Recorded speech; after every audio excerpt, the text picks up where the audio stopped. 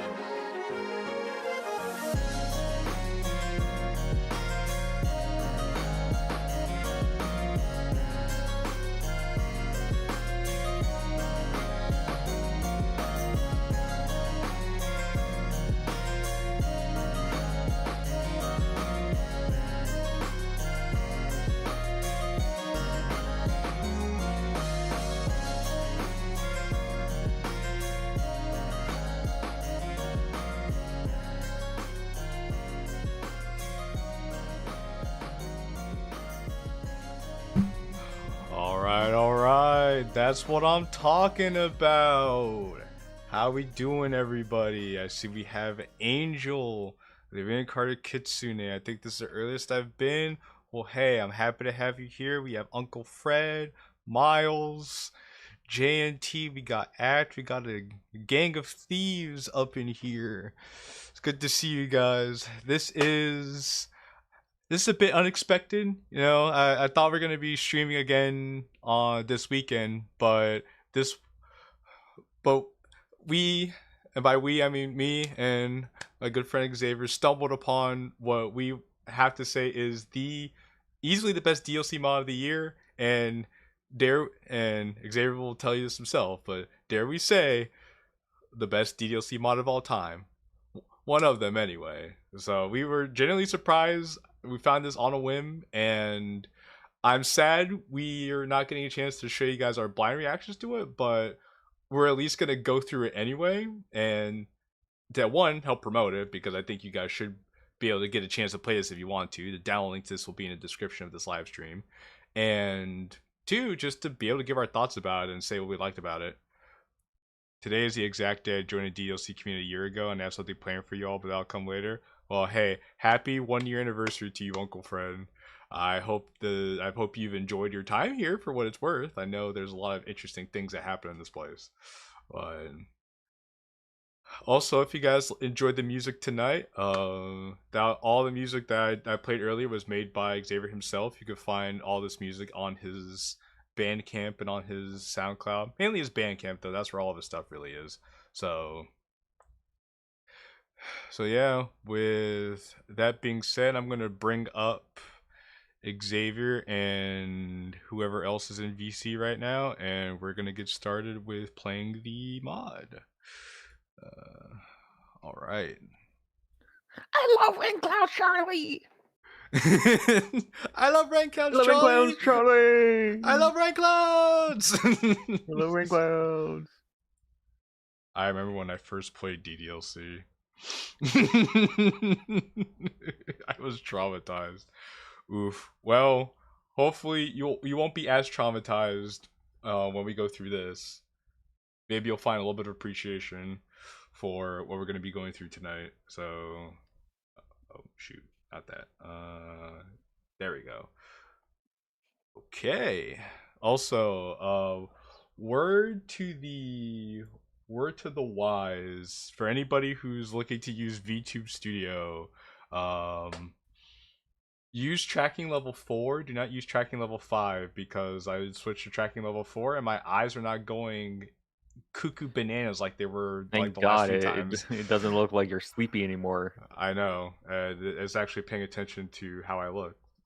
So yeah, word to the wise for anybody who wants to use VTube Studio. Just keep that in mind. So Xavier, do you want to give a bit of a preface for what we're going to be seeing tonight? Oh my god. Dare I say it. Best mod of all time? Question mark. Better than the good ending? Probably. Better than Blue Skies? Definitely. Okay. Better than... Okay, so let me be more accurate. In a mental health matters mod mindset, better than don't? Yes. Okay. This mod is fucking absurd. You guys don't even fucking know. This shit is crazy. If you love classic psychological horror media, a la Silent Hill 2, the author of this said that Amori and Yumi Nikki, even though I don't really see the Amori, but I see other things, I definitely see the Yumi Nikki. Those are inspirations as well. If you're a fan of classic horror media, this is right up your wheelhouse. This shit is perfect in how... Well, it's not perfect. We're going to offer criticisms because there is some flaws, but they're so minor that this is really just levels so far beyond what the average DDLC mod is able to execute. It is amazing. I'm just gonna put that there. Not, and also we do have a little bit of a bias, but we're gonna be critical. So, JNT says, Xavier, you can't be saying stuff like this. You're scaring me. And X says, I remember when Don't was originally called Nothing. Yeah, see, nothing's a little pretentious. Don't's better. Probably is the best thing for me to be watching late at night then. Well, it's not No, super scary. it's not Super scary. scary. It's It's not not scary. scary. It's just something that's gonna make you think. Yeah. It's gonna get into your head, which is very cool.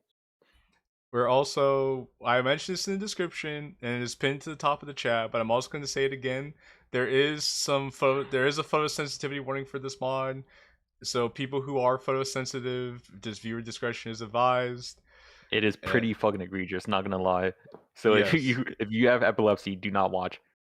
Yes, if you're prone to getting epileptic seizures, just look away from the screen. Unless we tell you that there's nothing going on. All right. Well, with that being said, I don't think there's anything else we really have to discuss. I think we could just get started. Oh yeah. This mod is short, which is why this is an emergency stream. And in the spirit of Halloween, Halloween is on Friday, so this is definitely the Halloween stream. I would say. What do you say, Jay? I guess so. This is the Unless closest. if you have anything else. No, I guess this is the closest thing to what I'd be. This is the closest horror thing I guess I'll be doing this year. So, yeah, I'll agree with you. The scary part is the fact you have to live with your own thoughts. Hey, well, Miles. Yeah, it is. It is. Miles. Put a pin on that. Put a pin on that for the end of the stream. So now, Rainclouds are gone as a Doki Doki Literature Club fan made modification as I feel anyway with Team Self Auto.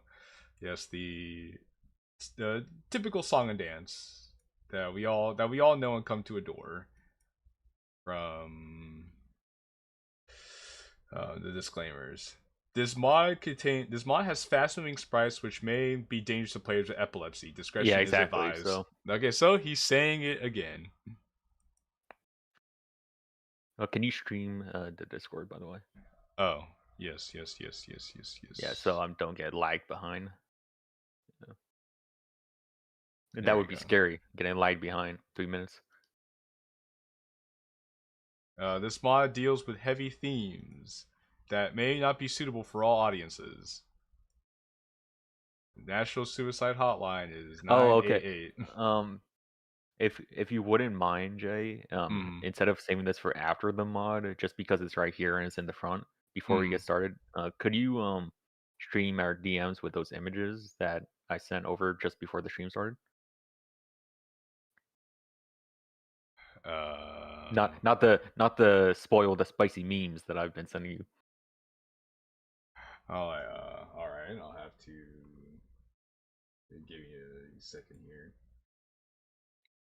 Yeah, because I just have a salient point to explain some criticisms to Convergence or some other mods that were brought up in other streams. Because this is definitely a strike, the first strike against this mod. So okay, so if you haven't played like Silent Hill or other mods or games of that type, a classic cliche in Resident Evil or Silent Hill, for example, is instead of just telling you outright what the story is going to be about in the subtext of like a suicide hotline or, oh, this has mental health trauma, the criticism I threw at Convergence when it just started last stream was, why don't you just have a disclaimer saying that there's disturbing images in the game? And this is exactly the idea. So there are filing and disturbing images in this game. I'll go to the next one.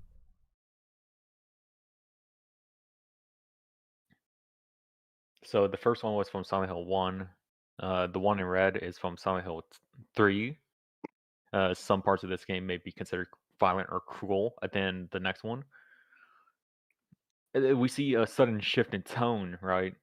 Now, what do we have here, Jay? What does this say? If you feel that you're at risk of suicide or self-harm, please seek medical and/or professional advice, treatment, and/or support from experts in the field of suicide and self-harm prevention. If you need immediate assistance, please contact the local hotline or hospital. If you notice someone around you who appears to be struggling, try talking to them. One brave step can save lives. And then to give the national hotline numbers.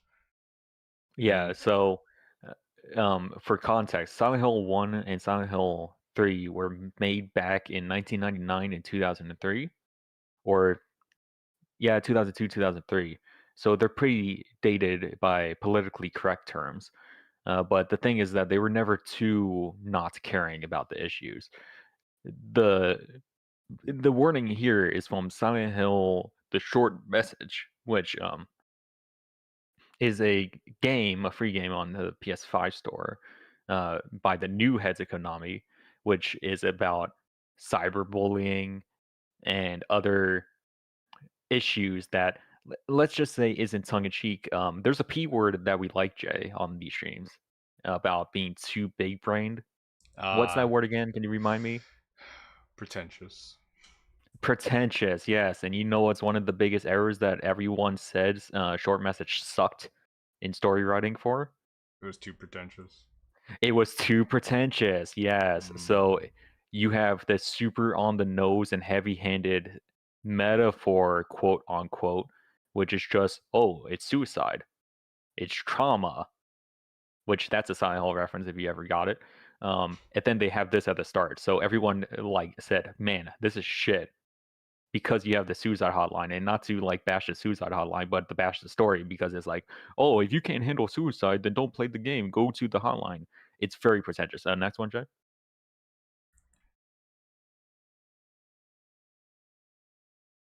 Oh, is this from Silent Hill F? Oh yeah, This so is this is from for Silent Silent Hill Hill F.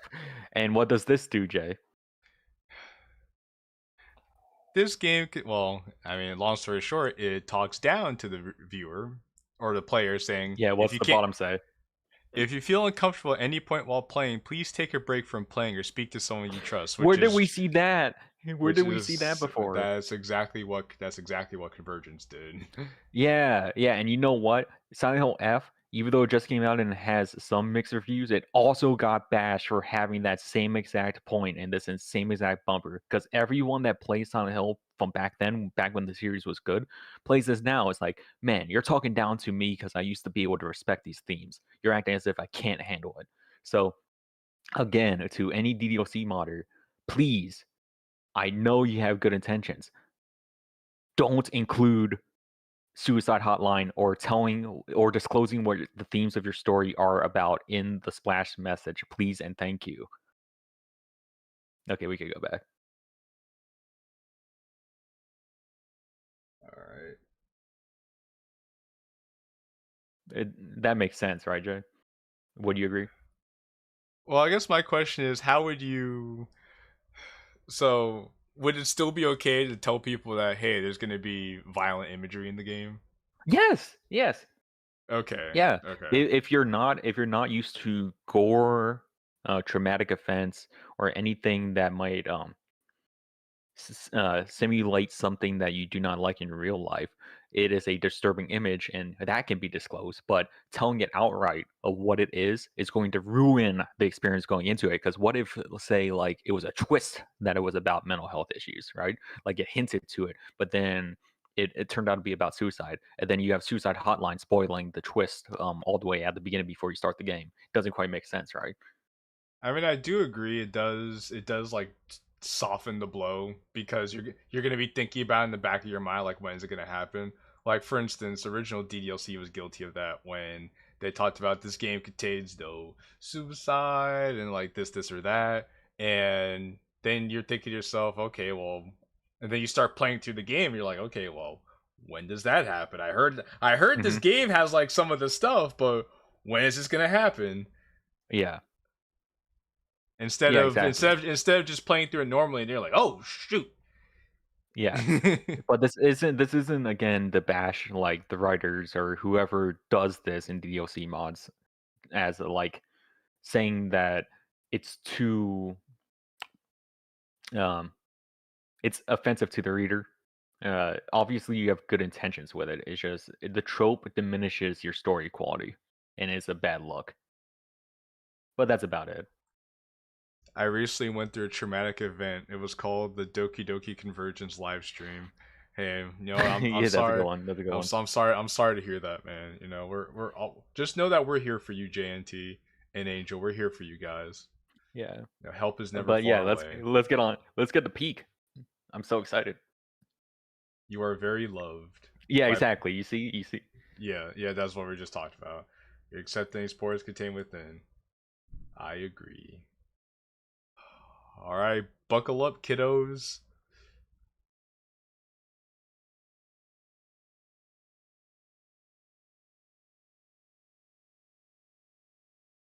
And here we go, off to the epilepsy.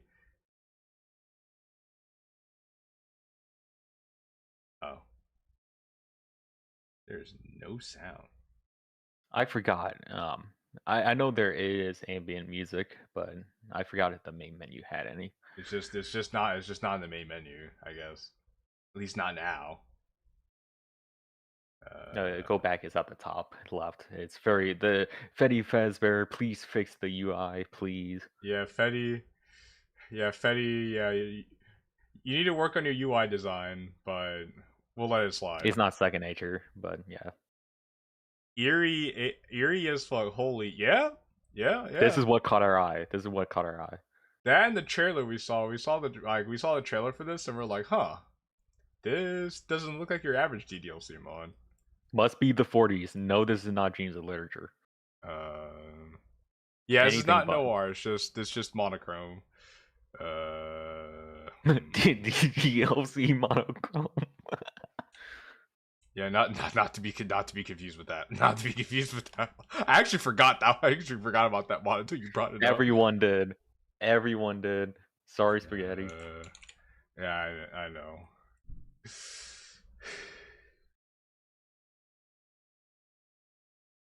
No flame cheese spaghetti. It's just sigh. Another cold night.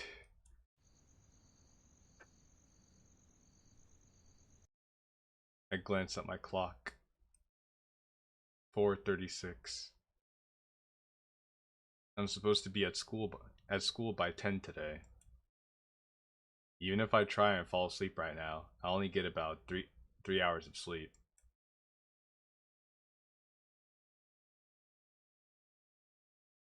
I drop onto my bed, getting comfortable enough underneath the bed sheets and fluffing my pillow. The next moment, I slowly close my eyes, trying to catch some rest for myself.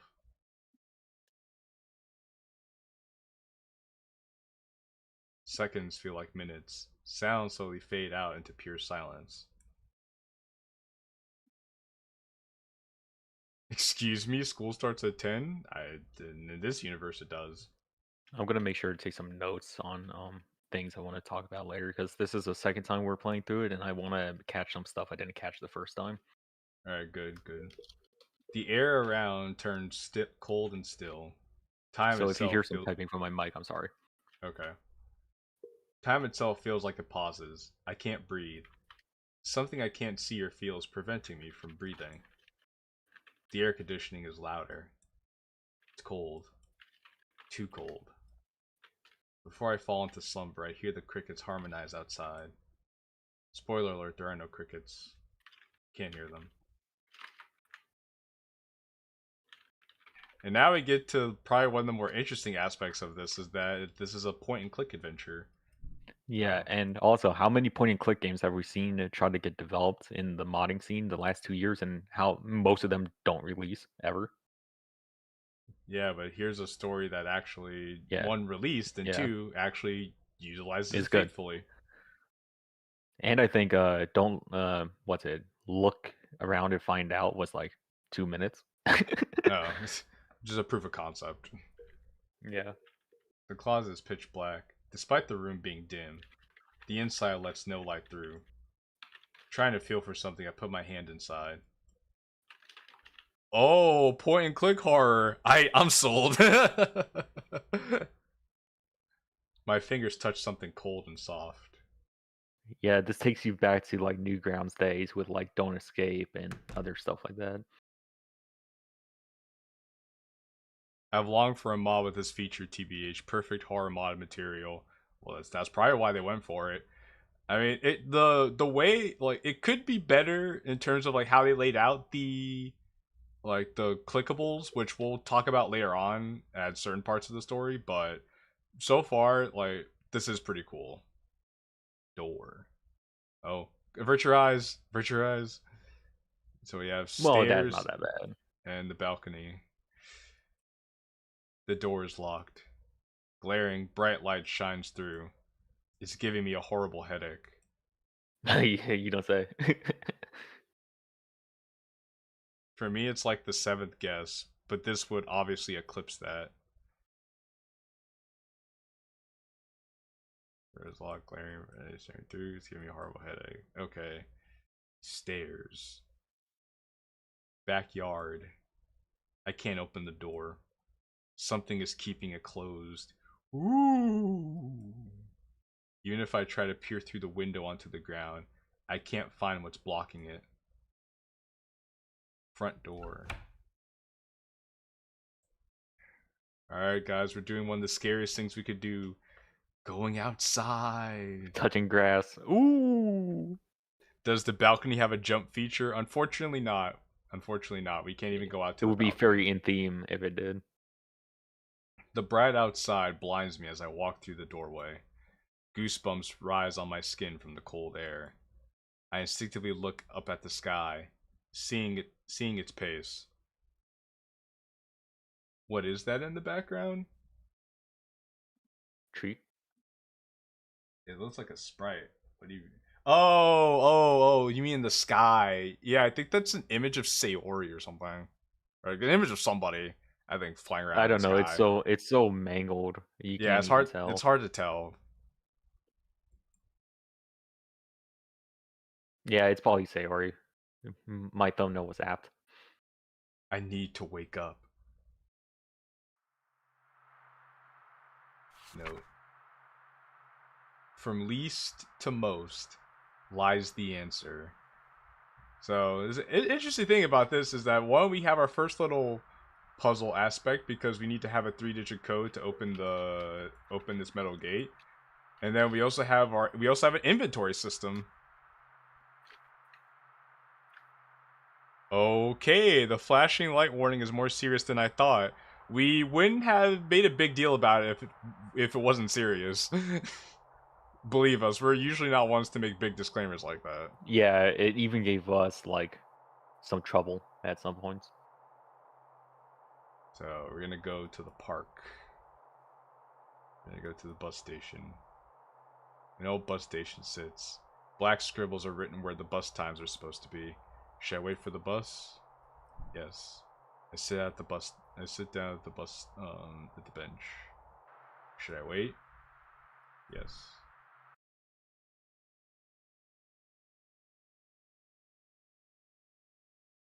Everything goes quiet. Oh, this is a cute little mod. I like it. Well, I'm glad you like it, but the best is yet to come. Should I wait? Yes. Now we wait. Should I wait?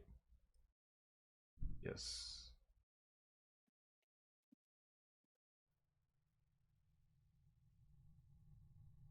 Should I wait? Yes. I noticed something out of the corner of my eye. Nothing was there. Should I wait? Yes. I hear something rustling in the bushes. But nothing is there. Should I wait? Should I wait?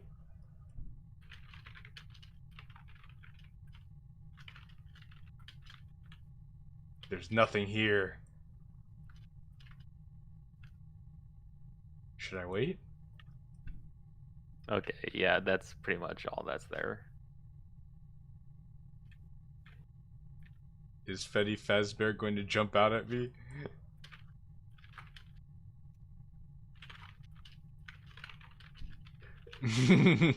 Hey, Normal. Should I wait? I stand up slowly. Alright, we're back at it again. Tree. Back at it again with the white vans. It's a big tree with a hollow inside it. A hollow made in abyss. Is that Although, nice? although hesitant, I reach inside. Beside the leaves and grime, I feel something small and cold. I pull the object out slowly. It's a small key with a house number etched into it. And you see we have a little house key in our inventory. The outside is brittle and has slight rust on it. I carefully put it in my pocket. Kinda hollow but live. I wish it had like the Silent Hill 2 little bloops and bips whenever you collect an item like Hell Drink. That would be cool, actually, yeah. Bloop. Okay, Street 1. Street 2. Alley. Garage. I stand in front of a dented garage door. It's locked, but there's a small gap between the door and the ground.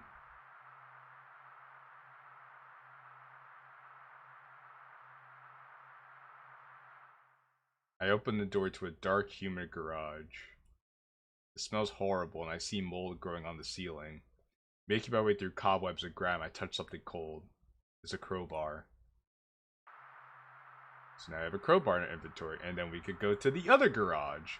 Don't you love it when the answer to your puzzle is right next to the solution? I do. It's like when you're about to go fight a boss, and then you get a bunch of health items and like power-ups and everything, and you're like, wait a second. 1, 2. See, note 3 is subvert our expectations. Brilliant writing. The garage door crashes open. Dust flies everywhere. Ignoring my gut feeling, I walk inside. My heart skips a beat. 3. Oh. It's just paint. Alright, chat. Remember this. I need you guys to remember this, chat. 3. So we're done in this alley. We're gonna go back.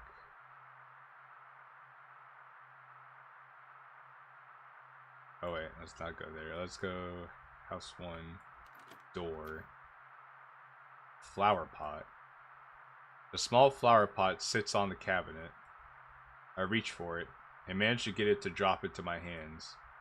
A small white flower.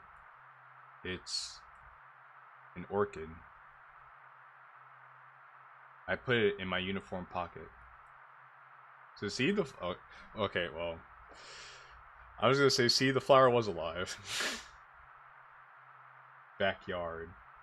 Something's blocking me from opening this. Okay, stairs. There's a note framed up next to the stairs. 7. Alright, chat, remember this. 7. We have 3, and then we have 7.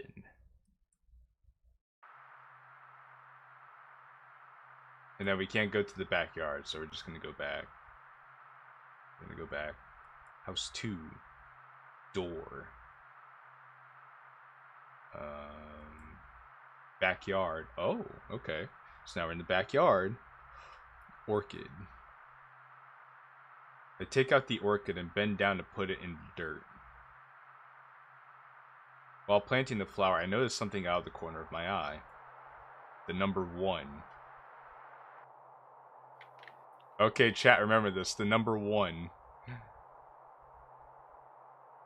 It's drawn in the soil. We're so fucking stupid. We didn't even notice that the first time we did. Well, I don't think we did things the way I'm doing it now, so... Yeah. I'm sad because there's an option to click on there's a flower and an orchid. Maybe the flower was the wrong answer, I guess. Okay, interesting. Okay, so we went up this. Drywall is placed where the stairs are supposed to be. Wow. The paint is wet. So we can't go back. We can't go back. We can only go forward. Alright, chat. What were the numbers we were supposed to remember?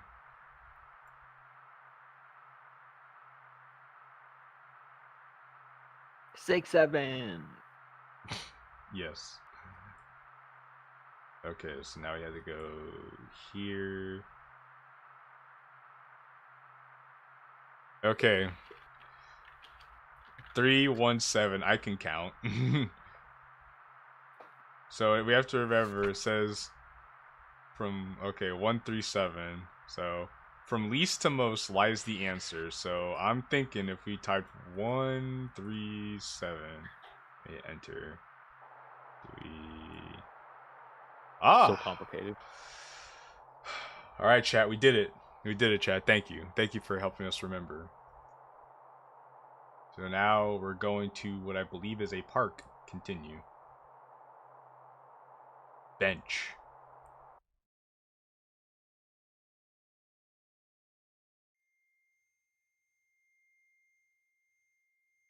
Now we're sitting on a bench.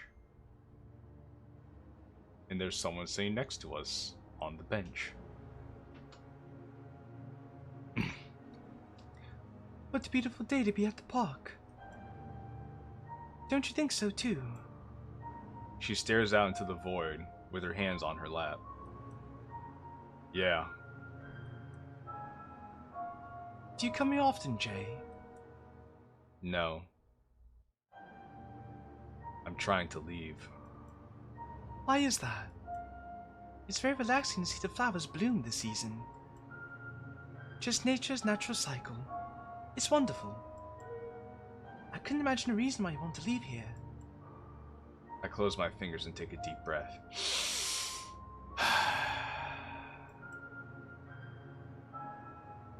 Because I'm afraid. Why? I don't want to be reminded of something I'm not ready for. What exactly are you afraid of? I don't want to talk about it. I'm sorry, Jay. I'm so sorry for the things you're forced to witness and experience. I know how horrifying it all feels. Those sequences can carve themselves into your head, repeating without end.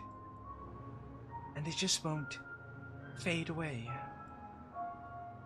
But I've dealt with them before. Over time, I've learned a lesson. If you keep shutting out your past, you'll end up discarding your happiness along with it. None of us want that at all. What if I want to leave it behind? But why would you ever want to do that to yourself? Because I can't do it. Everyone in the club will hate me. I can't bear facing it. I don't hate you.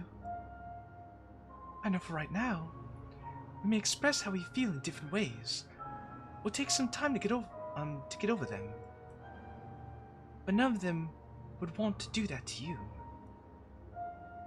If you only push away the people around you, how are you going to heal?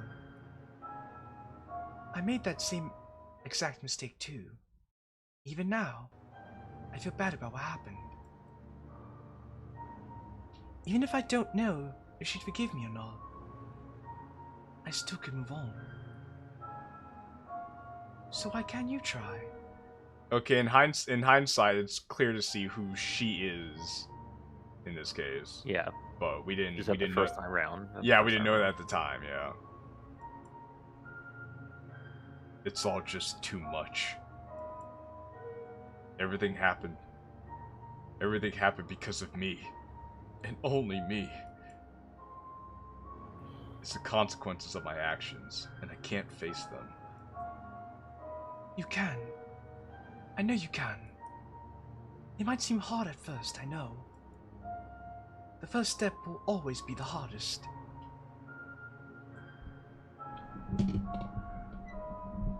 I don't want to take that first step. Yuri actually being important? I know, but just wait, it gets Step more one interesting. of having a good story.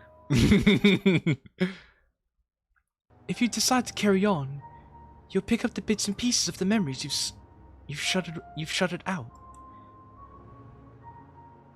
No matter how many memories you revisit, you have to push forward. When everything's over, and when the sounds have finally stopped, the Pentients. The Pentients, yes, the Pentients. The Pentients you've built up over time will be rid of.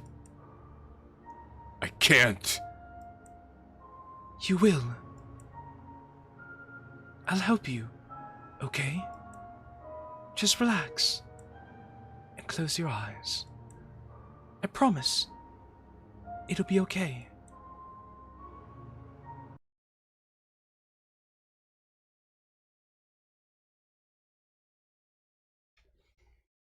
And now we're in the club room. Don't laugh. Don't laugh. Yo, Angel, why you trying to laugh, bro? Why you trying to laugh, Angel? That's disrespectful, bro.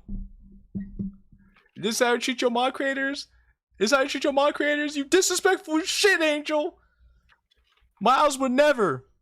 Normal would never. In the blink of an eye, I'm inside the club room. I feel so exhausted, yet energetic.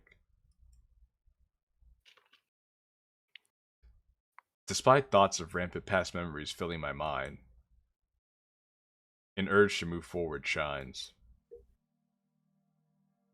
Okay, so we have the closet. A book. Choose 2. First room. Okay, chat. Alright, chat. It's time for us to remember things again. Choose 2. First room. Alright, we're gonna go back. Don't worry, chat. If you disappoint me and fail to remember the puzzle elements, I got notes. What a great book, Jay. I know, right? A piece of paper lies on the ground near the chalkboard. I pick it up. Kind of dippy because once it makes me sleepy, I need to dip sadly. Oh, that's fine, act. You can just hang out for as long as you can. Yeah, get some sleep. I already forgot what it was. Big sad. Bottom floor. Step into the light again and find what you've been looking for. When I read this, I just think of the Led Zeppelin song. It did read like lyrics. I'm not even gonna cap. Alright, we're gonna go to the door. Okay, so chat, this was the part where we were talking about this is where we were talking about the UI, like the clicking for the UI could have been better, because it gets very confusing and cumbersome to navigate the building. We got unnaturally stuck here for a long time just because we missed one button. Alright. Stairs, hallway. Music room. The door is locked. There are 2 keyholes in the door, so chat, we need 2 keys, is what this is telling us. I look through one of them. And we look through the keyhole, and we see our bedroom. Yo, is that our fucking bedroom? It was our bedroom, yeah. Holy, what the hell? Okay, Jay. I would suggest we check all of the hallways before we explore the stairs. Okay. Well, we just came from the main hallway, right? Yeah. Oh, you see how we're going back and forth? Yeah. No, because you said we need to check all the hallways. I was like, well, we just came from here. We're by the music room. Yeah. So how do we get to the other hallway? Oh, we have to go to the side hallway. You see, that's why we got stuck. You see, that's why we got stuck. Then we have to go to the library. So we go... Alright, so in the library now, chat. Book 1.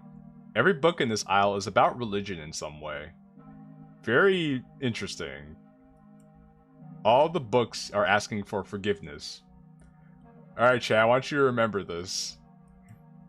Please, Lord, I've put my faith in you. I've been good, right? Words like these are spread out across the 100-page cover. Oh, hardcover. Book 2. All the pages in the book are blank. Starting to feel like a full-on fever dream. Alright, book 3. Choose one, second room. Okay, chat. Remember, choose one, second room. And then we had choose two, first room. I think it was choose two, second. Oh, no. No, it was choose two, first room. Choose one, second room. Alright. Alright, chat. We gotta remember this. We gotta remember this. This is important. Now, what we do here is go back. So To the stairs. we have to go to the stairs hallway. We have to go to the stairs. We're gonna go to the roof. We're gonna open the door. I'm gonna jump. We're gonna go to the fence. I'm gonna go to the window, to the wall. Now we're looking at the clouds. I stare out at the sky from behind the rusted chain link fence. The clouds are moving at an impossibly fast pace, but I can still see the grayish skies. A ray of sunlight occasionally peeks out from beyond the clouds. Despite how uncomfortable it is, I've grown closer to it. I can still witness the beauty of the outside. I close my eyes and feel the wind on my body.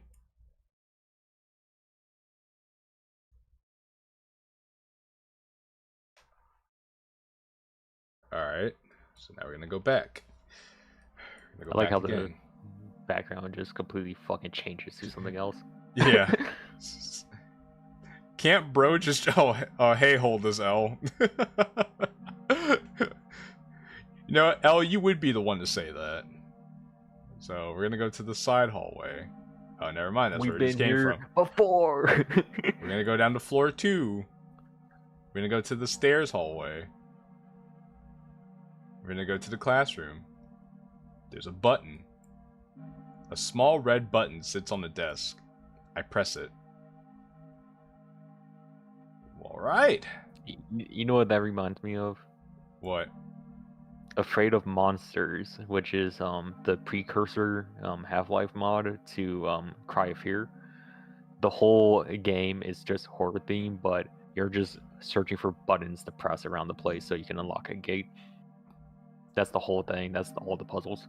You know, maybe that's what that was. Like, maybe there was I a don't point. think so. No, okay, well, we don't know because we didn't come across a door that said it was locked or something. We just found that random button there. Yeah, we just started clicking buttons. Why does he live in TV static? Well, see, Uncle Fred, we will get to that by the end of the story. Main hallway. Alright, we're gonna go to the classroom. There's a note. Choose 3, 5th room. Okay, alright, chat, write this down. Choose 3, 5th room. Okay, choose 3, 5th room. Alright, we're gonna go to the door because that's all that's here. We're gonna go to the stairs hallway. Actually, no, we're going to the main hallway. Then we're gonna go to the side hallway. Then there's another God, classroom. So clustered. There's a note here. Okay, choose 2, 4th room. Alright, chat. Choose 2, 4th room. Okay, I'm taking out my totally real notepad. Alright, thank you, JNT. This is important. Choose 2, 4th room. Remember this, chat. Okay, so we were gonna go back. This mod is clearly set in the PvP server known as Manchester.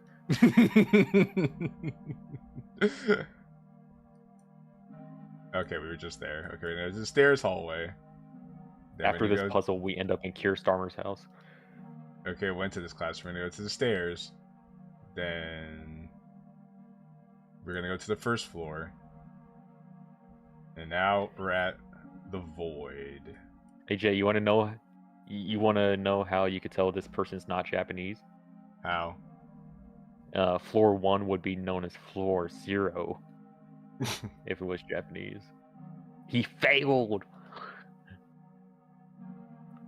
As someone who lives in Britain, yes, it does. Okay, chat.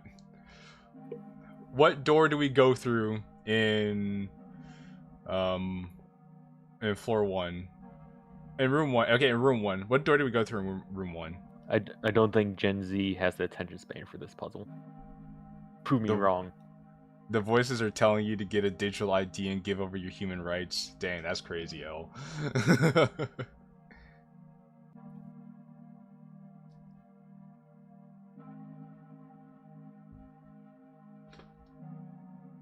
Alright, chatting chatters. Does anybody remember? Pull straws. I don't know, pull straws? Dang, chat, that's crazy. I say 2. Okay. 2 was correct. Alright. Now, what door do we go through for room 2? Which door leads to Norval's legs? You should ask Norval yourself. He probably does every day in VC chat. Okay, so go through door 1. Alright, we're gonna go through door 3. Oh my god, how did you get that correct? We Door didn't even find that number 2. yet. Wait, we didn't? I thought we did. No, we didn't find the code for 3. Huh. I Just refuse brute-forced to it. I refuse to mess this all up. Oh my god, we solved it. Brute force puzzle. I put the key into my pocket. Yeah, chat, we're just cool like that. Yeah, don't you love that very basic first grader drawing of a of a key? It's crude, but it's functional. It serves its purpose. It doesn't even look like a house key. It looks like a fucking like It's like a podium. I don't even know what it looks like. It looks like a USB drive. That too. Like a fucking mouse adapter. Definitely seeing the Amori in this. Has someone seen the Mori? I thought it was the Titan Tower. Okay, so that was one key though, chat. We need to find another key.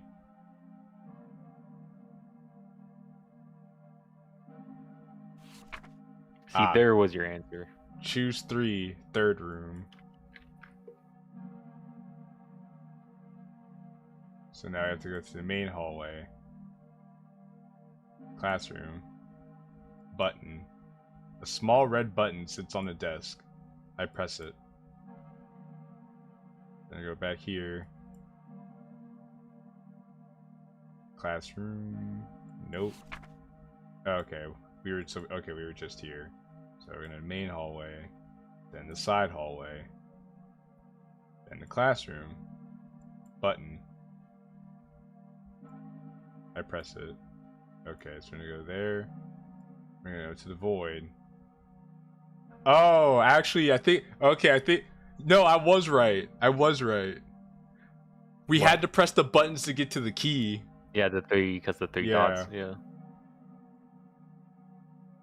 I put the key in my pocket. Okay, chat. We Put the sea urchin into my pocket. put the sea urchin into our pocket. It looks like a 3-year-old drawing of a Roblox character. I think it's just missing the head, but okay, chat. We accidented our way into the second key, so we have 2 keys. Not to be confused with 2 chains. 2 chains. So now I have to go. So what we do here is go back to the music room. The door is locked. There are 2 keyholes. I look through one of them. We see our bedroom. But now, with our powers combined, is anyone there? I unlock the door and open it. And we're back in our bedroom. Ooh! Why is our bedroom in the school? We don't know. And it's so dark in here that we can't really see anything. Door. We can't go to the balcony. Stairs. We can't go anywhere else. Front door. It's the teacher's bedroom. We lost our keys. Would you like to open the front door? No.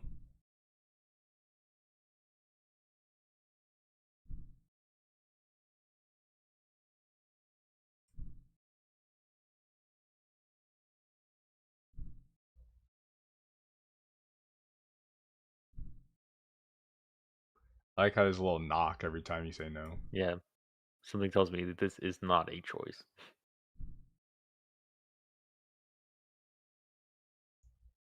Just feeling a little shy. I don't feel like talking to anybody. You know, my hair's not all Yeah. together. I kind of stink. I love the shyness. It's like the shyness is loving right now. I hesitate and stare at the white door before touching the handle. It's cold.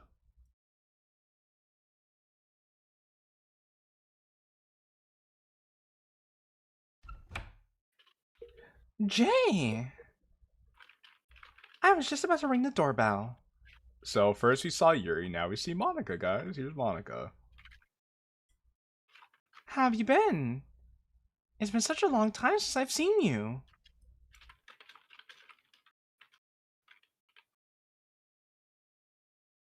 Not talkative, That's fine.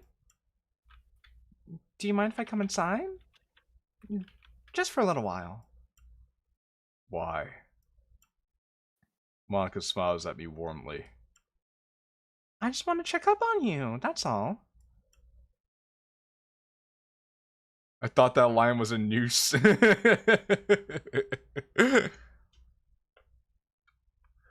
Wow. How do you get this well organized? The moment I clean up my room, everything gets messy the same day. I have a hard time believing that for Monica of all people, but no, well, fair enough. Mischaracterization. Mischaracterization in my DDLC mod? I never thought I'd be asking for favors from my own club members. So anyways, how you been? I'm actually Monica, the proper term is anyway. Get the fuck out of my house, you don't know grammar. She walks over to my table. Aw. How long was this taken? So you guys see the picture? Also, shout out to Fetty for the perspective on this shot. Yeah. Baller art knowledge for how the shot was taken. Actually using perspective correctly, what the fuck? Also, you guys noticed the picture? Hope you guys noticed the picture and are like thinking about what you're seeing. You guys always look so cute together. I wish I had friends like her at that age. Put that down. Oh, I'm sorry. There. The air becomes stagnant. It feels wrong to stay silent. Monica takes a deep breath before saying something.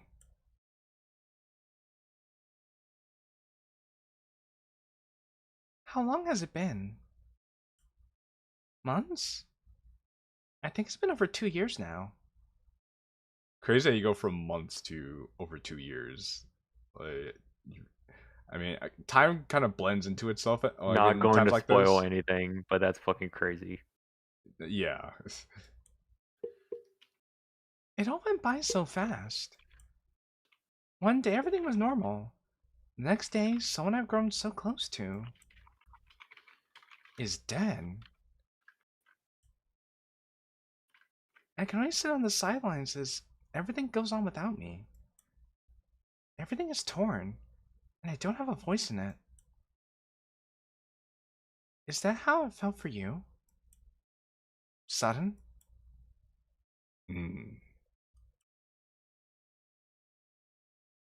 It's so horrifying thinking about it. What if another year passes by and I forget her face? I can still remember those clear blue eyes and that big bright red bow she wore to school every day. But I can only create a whole image from remnants of memories. Super relatable. I have absolutely no sense of time.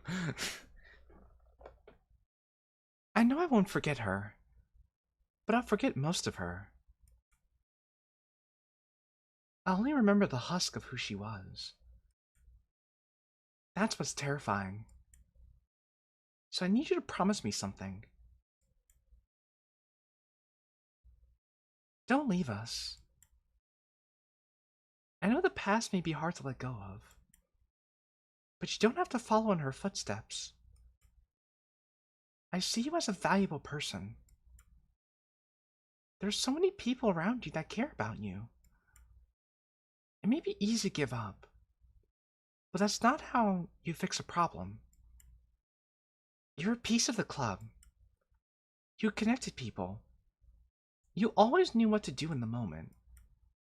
It may not seem like it at surface level, but you're a good person.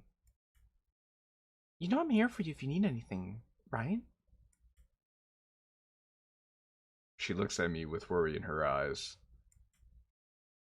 And then I won't leave another one of my club members behind again. I'm speechless. It's okay. You don't have to say anything. The past is the past now. You don't have to feel so horrible about it. And you can overcome your feelings. Monica smiles at me warmly. I'm very thankful you could be with us in the first place.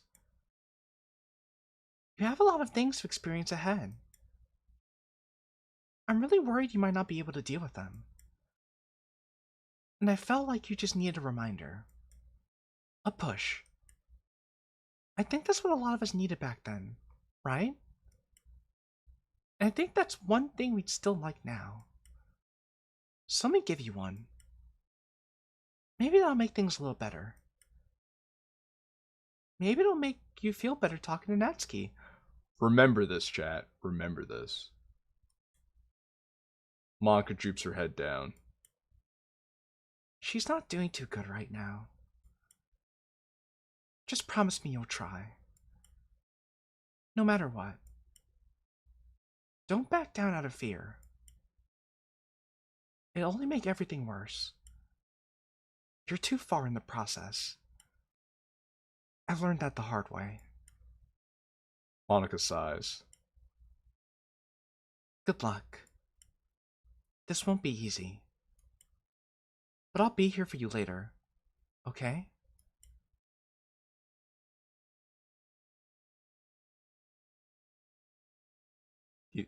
These artworks remind me of how to put a table together manuals.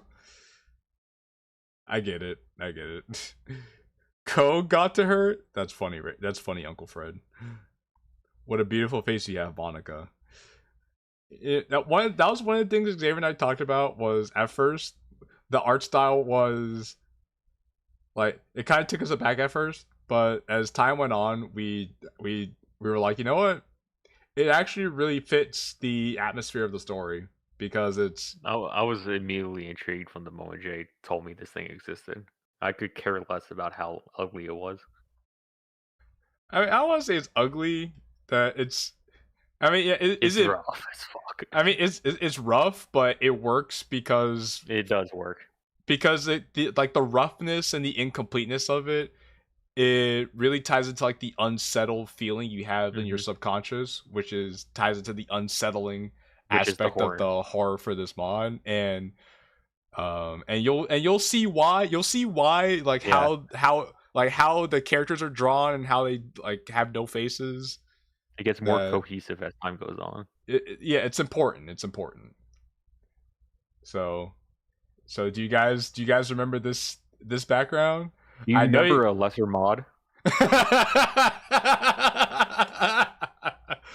I know this background reminds you guys of another mod. Do you remember a mod that handled mental illness very poorly? Yeah, that's what I get reminded of.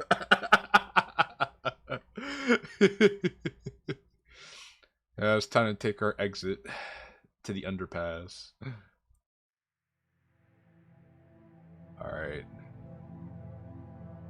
Yeah, my eyes are turning pink looking at it. You should probably get that checked out, Angel. Might have to see a doctor. Cafe. Note. Lazarus. Her head was down, but her eyes were looking at me.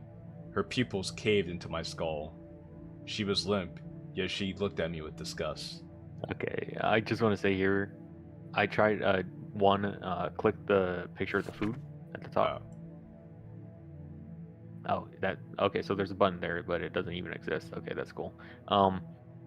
So I tried looking into it for any meaning on why Fetty chose Lazarus as the title with this, after we played yesterday, and I'm pretty sure he chose it because it looked cool. I don't think it has any symbolism.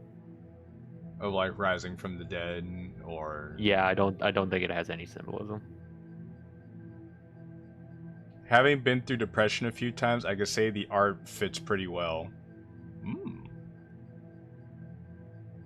Yeah, I just wanted to point that out because I was taken aback by the choice of Lazarus as a title for something like this, and it's like, oh well, I guess it sounds cool.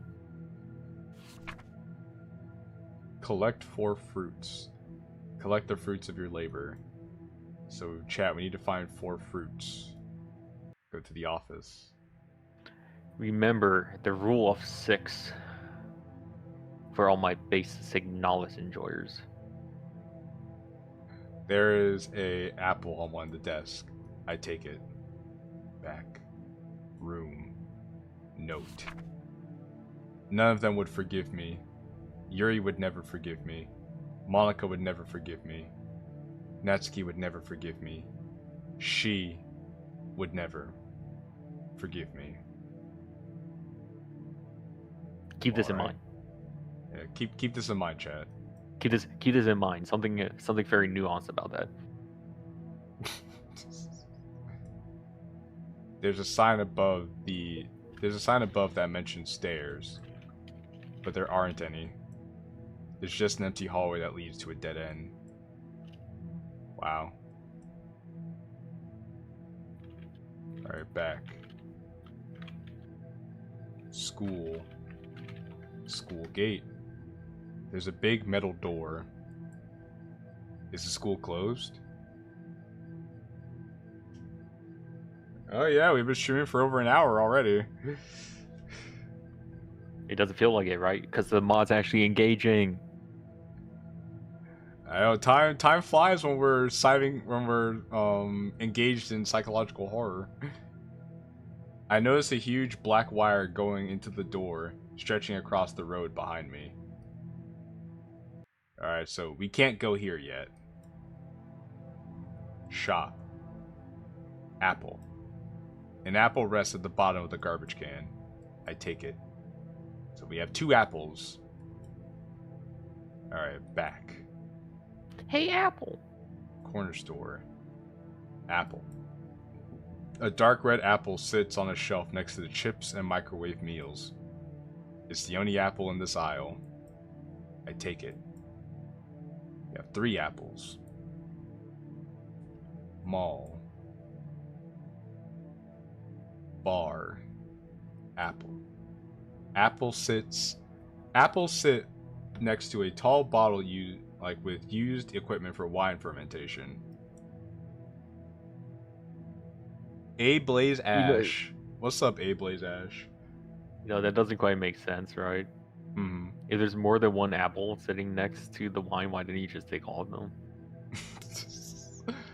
I guess because then you wouldn't have to explore. I don't know. It just seems low. I mean, logically speaking, Bad horror it game makes logic sense, right yeah. there. Bad horror game logic right there. Okay, go to clothing store before we can. Note. Popping, stretching, tearing. How long did it take for her to die? How long did she make up her mind? How long was she left in pain there? Okay, I see what he's trying to do now. What? It was kind of like what we talked about before. Well, I need to go back to the cafe. Hold on.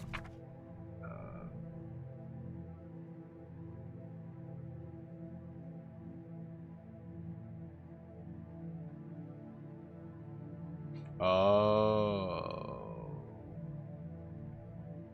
Okay, so this was when he walked. Oh, okay. This was when he walked in on her. I see it. I see it now. Okay. Because you can see it now. Because all these poems are about him, are about MC. Like he wrote these. It just didn't really click until I saw the other ones, and then we went back to the cafe. I was like, I see it now. Because this one was admittedly like not as clear as the other ones were, but when you go back and look at the other ones, you come back and see this one, you're like, okay, I see the connection. All right, so we have 4 apples. Now we're gonna walk back to here. I placed the 4 apples on the weight. We have no more apples. It lights up. Yeah, but to touch further on the Lazarus symbolism, not as I'm not gonna dwell on it, but Lazarus, if you don't know, is a biblical reference to Lazarus of Bethany, which was raised from the dead 4 days after the entombment of Jesus Christ. But the thing is that Lazarus was a follower of God. So having Sayori looking down at him in disgust in reference to Lazarus is contradictory to the namesake. So I'm pretty sure he chose the name simply because the fact Lazarus was dead or because it was cool. I think it's that service level. I don't think that there was any actual meaning to it. I mean, it contradicts itself. I agree. I agree that it was like a surface level thing, but yeah. But I meant like I'm just saying, like, this is going to go further to after our discussion after the mod. Yeah.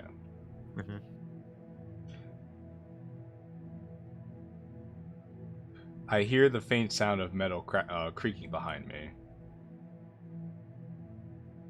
So now we're gonna go to the school, and there's no gate. Didn't you want to? What? Did you try to go to the courtyard? Go to the courtyard first. I missed the button because you get locked out.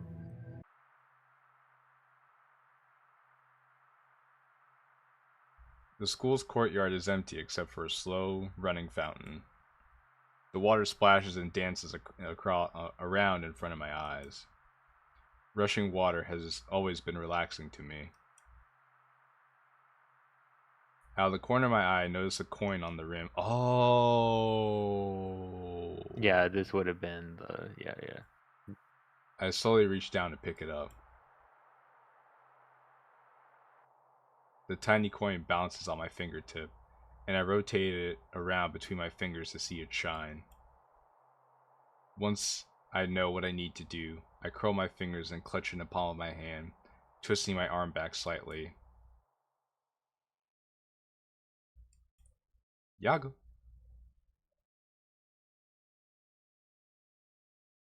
Completely missable, by the way.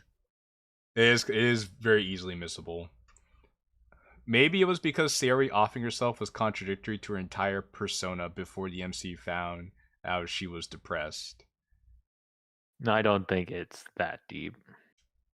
I mean, it's an interesting point. It's very easy to like come up with your own explanations for certain things.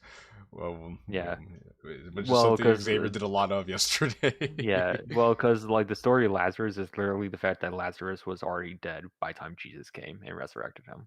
So like, there's not even that much to fucking like ponder, you know. Windows. The door is locked and the windows are tinted black. I could barely see inside, but a faint poster of the literature club could be seen.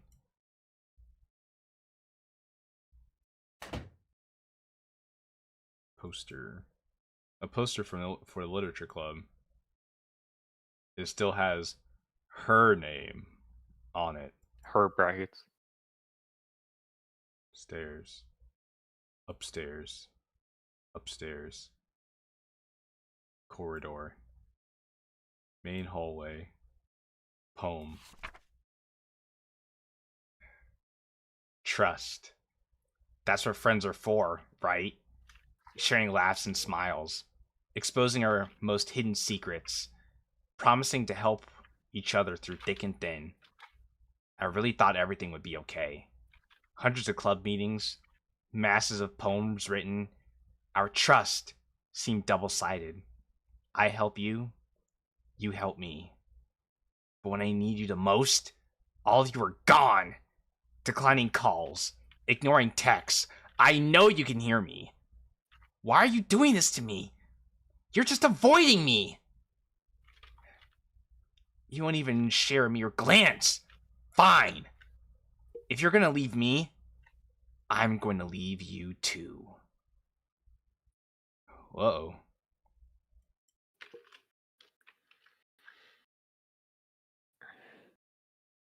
Wow. Alright, chat. Buckle up.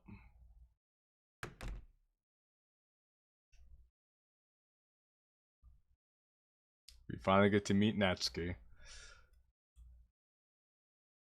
This is the only classroom that lets me get a good view of the sports field.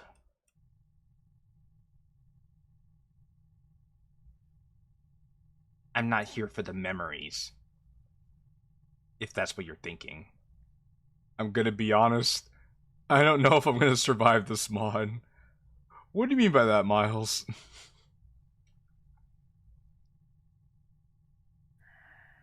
There isn't a lot of things to reminisce over, anyway. You know, all the great times with those frauds I was friends with for over 2 years ago. Fake. All of it, fake. I never realized that's what you all were. Why are you even here, Jay? I got over her. Maybe you did, too. Regardless of what happened to either of us, I promised myself I'd never interact with any of you again. I came here to apologize. Natsuki clenches her fist and droops her head down, slightly downwards. Apologize? It's been an entire year since we talked to each other. 4 seasons, 365 days. Not one text message, desperate call, or anything. Pure radio silence from all of you. I know I did, and I'm sorry. It was difficult. All I wanted... It was difficult. So difficult. I wish there was someone to help me. All I wanted was for anyone to be there for me. All I wanted was for you to talk to me. Do you want to talk now? Because I don't. How do I know you're doing this for the both of us and not only make your ego feel better? How do I even know what's genuine from you and what's not? I just want to leave. Never come back to this room. Never share a glance. It doesn't hold the same memories it once did, or the comfort. It didn't deserve my attention. Even at my lowest. We just needed time for ourselves. It was hard for all of us. We had a lot to take in. Then why did you block my number?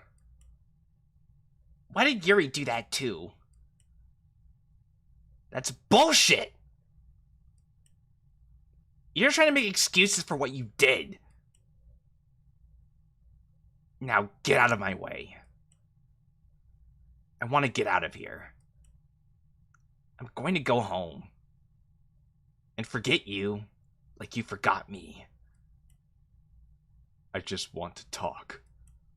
I don't. It was your decision.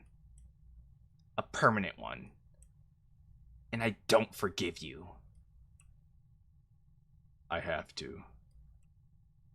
I take a step to the left, blocking the doorway. You're just going to keep running away from your problems? You know, that's very rich, actually. That's very rich coming from this guy.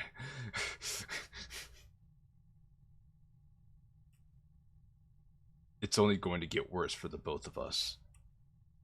Are you threatening me? Are you seriously doing this right now? I just want to talk. You did this. You won't fix it now. Let me try. And then you can decide what you want to do. If I could just tell you how I feel in all of this, maybe it'll make some sense. Maybe it'll make some difference.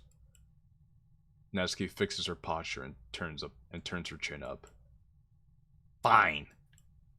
Try your best. I want to see your side of the story. Even if you'll only face the inevitable.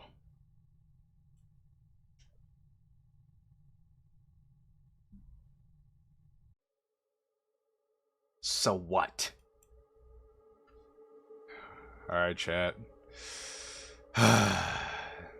It's time for us to stand our ground. Come on. You wanted this, right?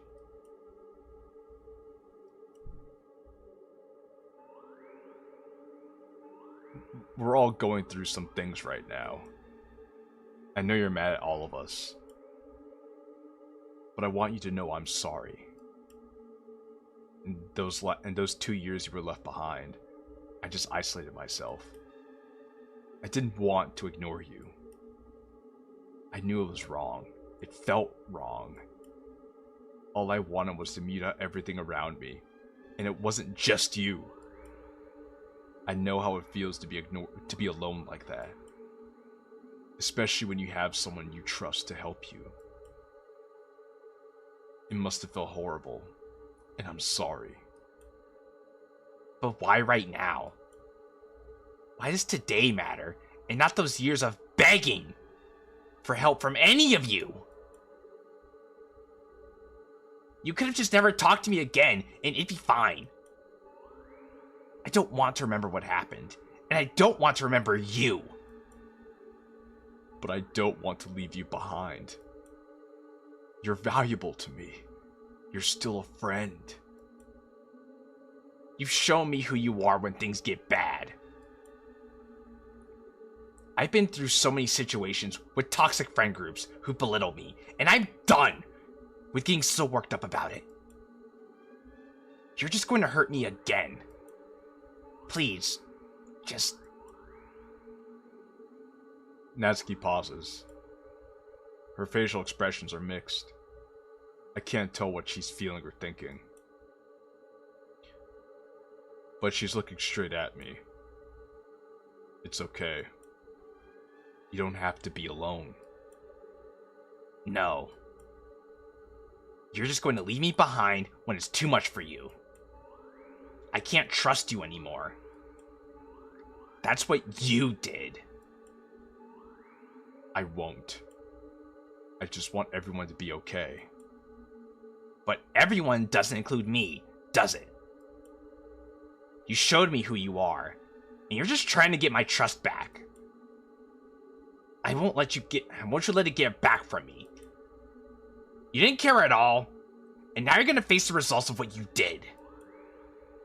Because you didn't care.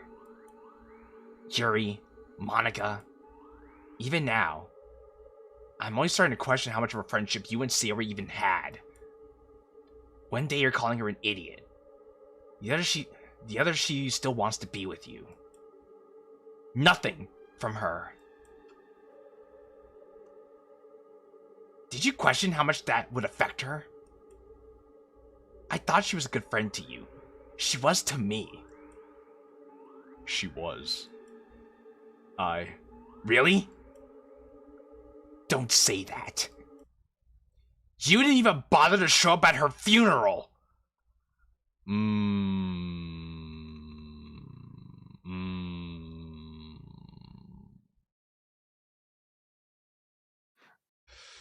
Damn.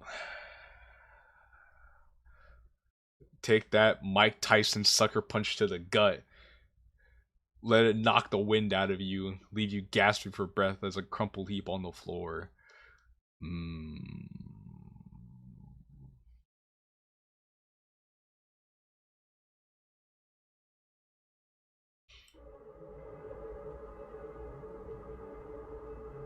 Did you even care at all?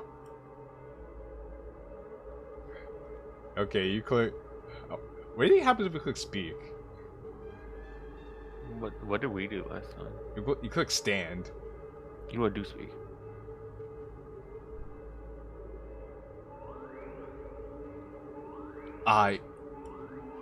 Please. Okay, same thing. Yeah. All you need to do is answer me.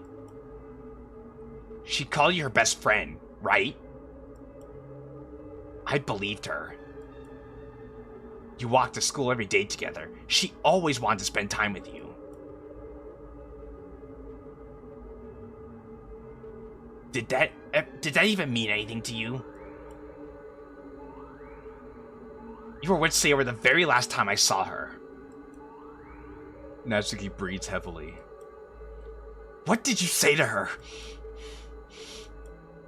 Just answer me! What happened? Please! I've been begging to know this, Jay. And all I long for are answers. Persist. I don't have anything to tell you. I tried. Thoughts raced inside my head. What caused her to even do what she did? I don't know. I don't know. I don't know at all. My heart feels heavy. I wish I could have done better. All I wanted was for her to be okay. But she wasn't. And she's gone. She's speechless. She clenches her fist tighter and tighter. Her gaze is aimed straight onto me. She won't even blink. She's never been like this before.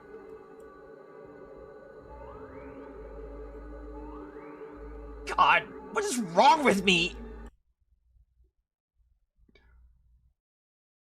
Natsuki sinks to the floor. Her tears cover a portion of the floor in a dark black. Cries and sobs fill the room with uncomfortable tension. I turn around and face the door. It feels wrong to leave her behind.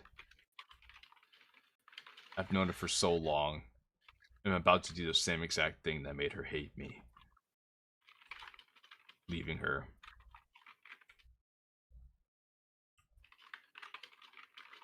The muffled sounds of birds and static sounds of rain quietly peek from the door gaps. Another rainy day. I slide the door open. Alright, see you, Rage Dog. See ya. Oh. Bye, Uncle Fred. Have a good night.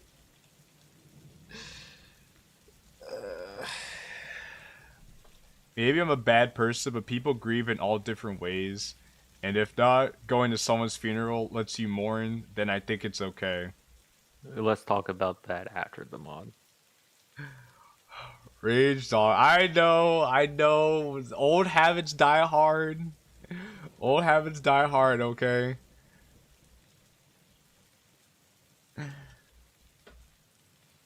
Walk. Go to the walkway. Wait. Garden? I don't think I've... Yeah, go to the garden. I've never seen this. Flowers. Each one of them has a special, soft scent to them. Beautiful flowers can always cheer up a bad day.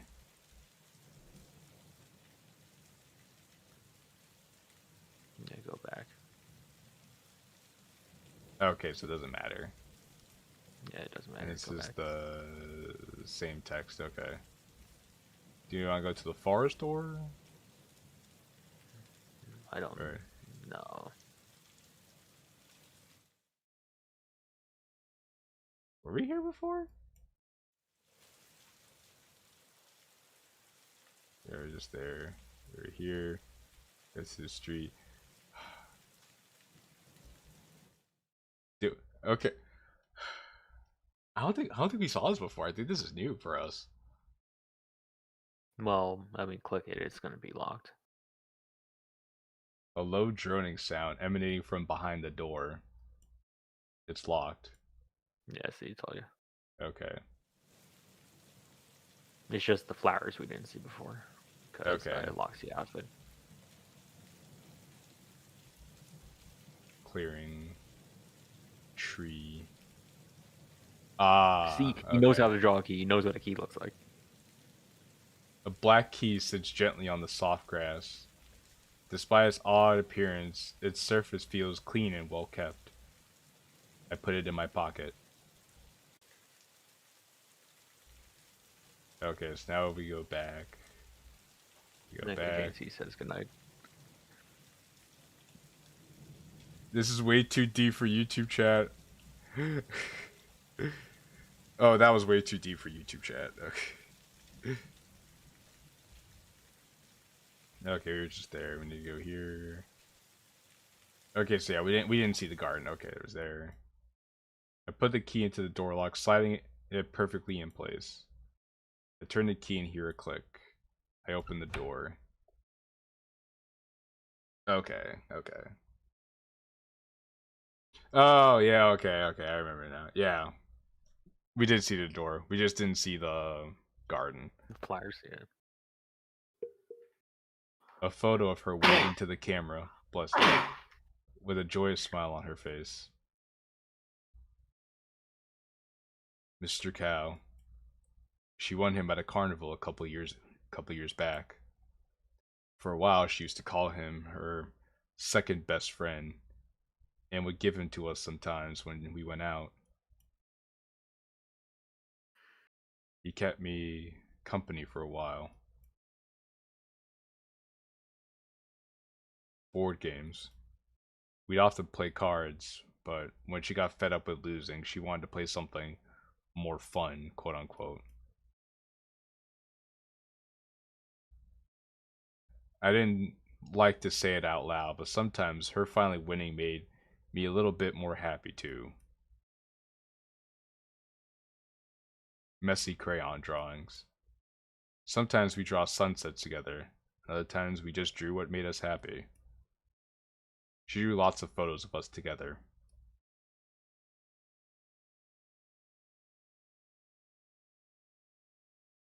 No, the thing on the desk. Oh, here, okay. An outdated camera. Every week we'd mess around on the camera too much, and we'd have to buy more film on the weekends. It wasn't cheap either. Okay.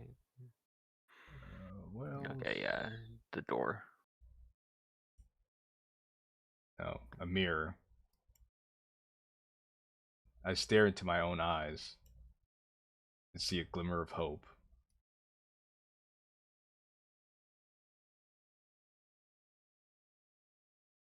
April. Summer of 8th grade.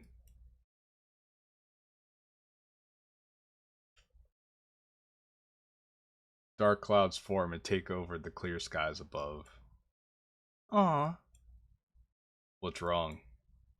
my shirt got all wet. Ugh. Why'd it get all rainy all of a sudden? I got all dressed up just for this to happen. Well, you know what they say. April showers bring May flowers.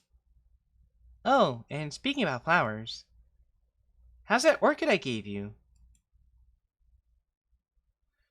The one you got me last week? Yeah. You know they're my favorite. And they don't need a lot of water, so you don't even really have to take care of them. I used to have one just for that reason, but She quietly laughs. it died. That's why I don't trust you that much to take care of mine. Hey, don't worry. They're right outside the front door, so I'm reminded of them every time I get home from school.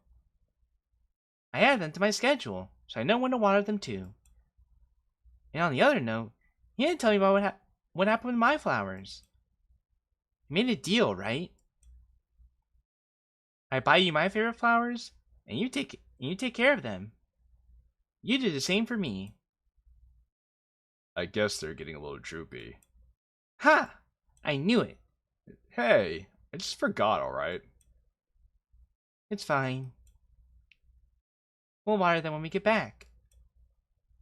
How long are we gonna be out, anyway?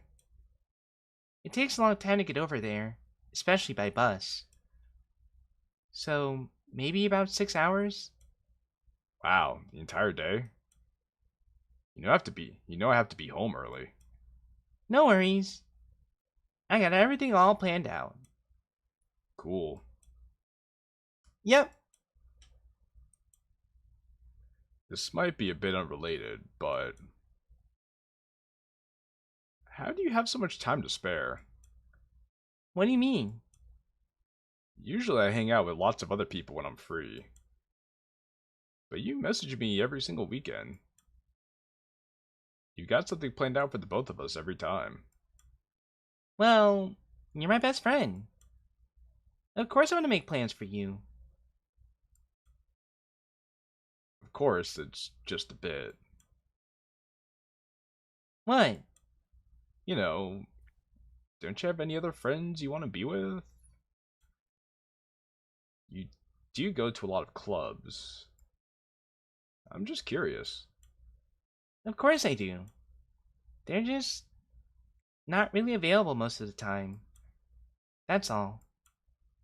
Even if they were, they're not really close friends to me anyway. So I'm just with you most of the time. You haven't made friends from any of your other clubs? Yo, take a hint, idiot. She wants to be with you. Dummy. No. But don't worry, okay? You're enough for me. Take a hint, idiot. Dummy. Stupid. Idiot. Baka. You can't make it any clearer. Maybe we could both get into a club one day. We'll meet some other people. Especially when we get into high school. It'll be fun. Yeah. It will. That's the spirit.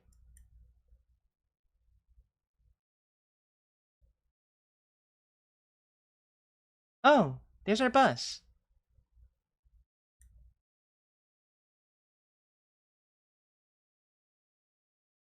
September.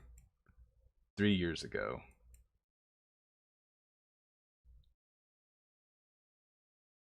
The clouds move sluggishly, but complement the revealing sunset. Doesn't it look so pretty? The orange tinted skies, the flat clouds. It's beautiful. I can't remember the last time I saw something like this.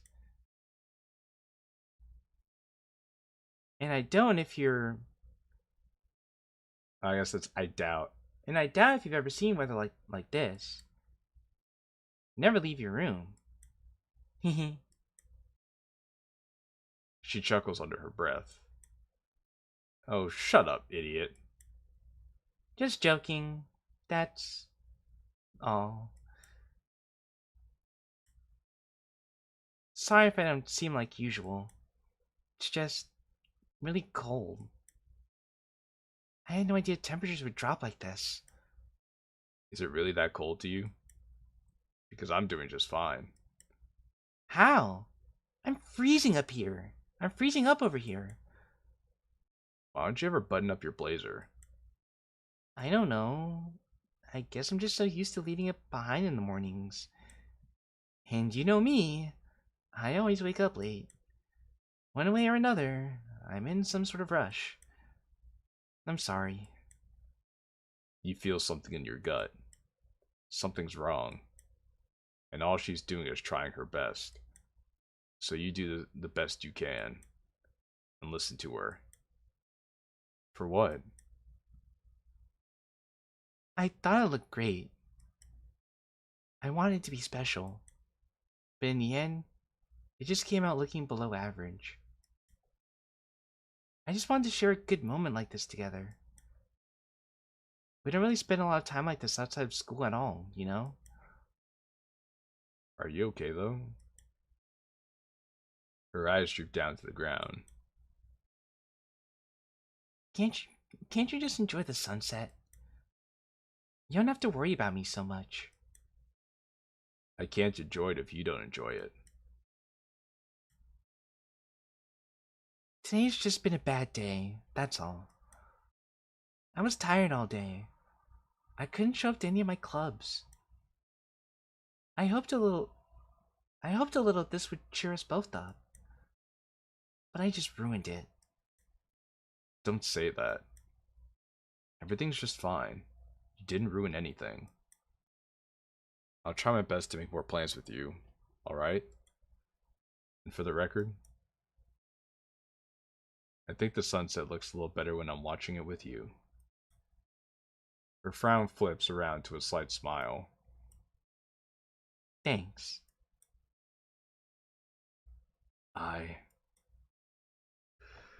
Alright, last but not least. September. 1 year ago. And this is why we were like, oh. So, you got any coins? No? Aw. You can't make a wish. It's fine. You know I don't believe in this sort of thing, in these sort of things anyway. But you should. We made lots of wishes together back then, remember? Birthdays, stars. I matured since then. Be a kid for a while. I just grew out of those sort of things. But you didn't have to grow out of it. Here. Just watch me. I'm going to toss a coin in here. And if this wish comes true, you have to believe in it, okay? Okay, but I really doubt anything's gonna happen. Alright. Let me get a name. Yaga. Yay! Alright. I wish for... She stares off for a moment, trying to come up with an idea. The only thing I like is for my friends to have a great, happy day today. What? You aren't supposed to say your wish out loud. Well, I'm sorry. I didn't think about that. Conversation comes to a halt.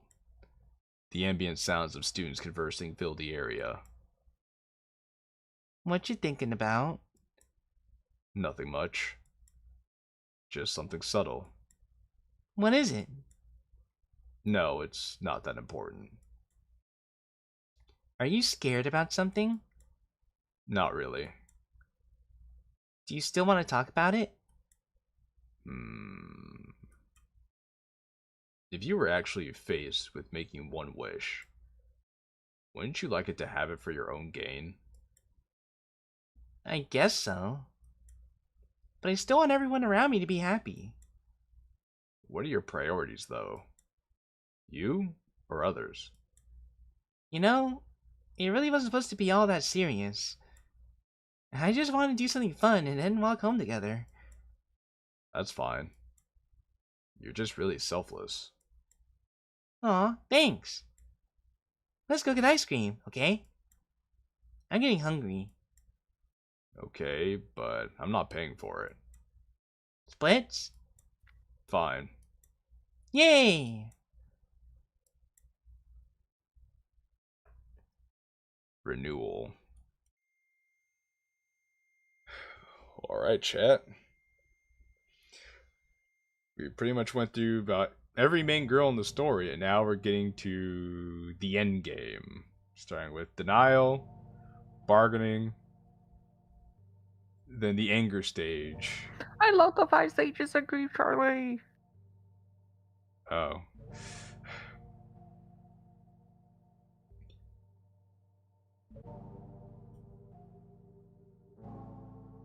Oh, I see. We have denial, bargaining, anger. MC is the depression stage. Well, he's at it. And I would Yeah, say no, Sayori was the depression stage. I think Sayori is the acceptance stage, or at least that's where it's going to be. You could flip either or; it's about the same.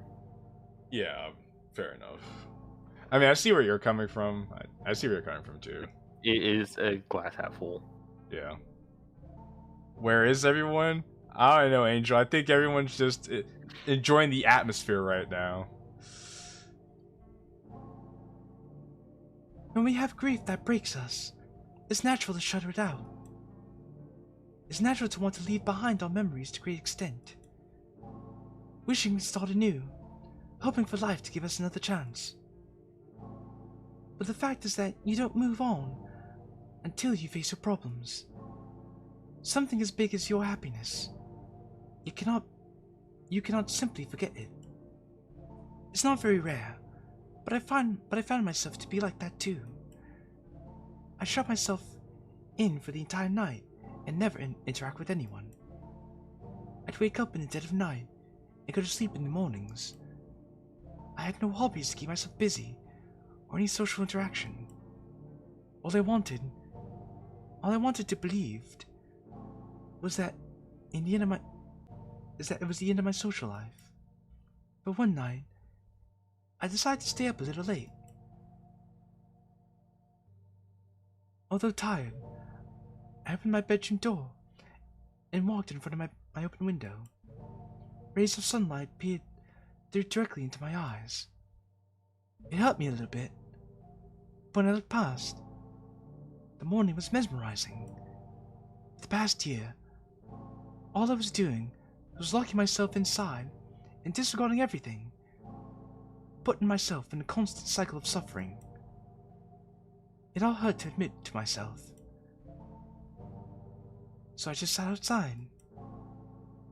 For the very next hour, I inhaled the scent of freshly cut grass and watched squirrels scurry about in the trees. From then on, it was only me and the bright new day.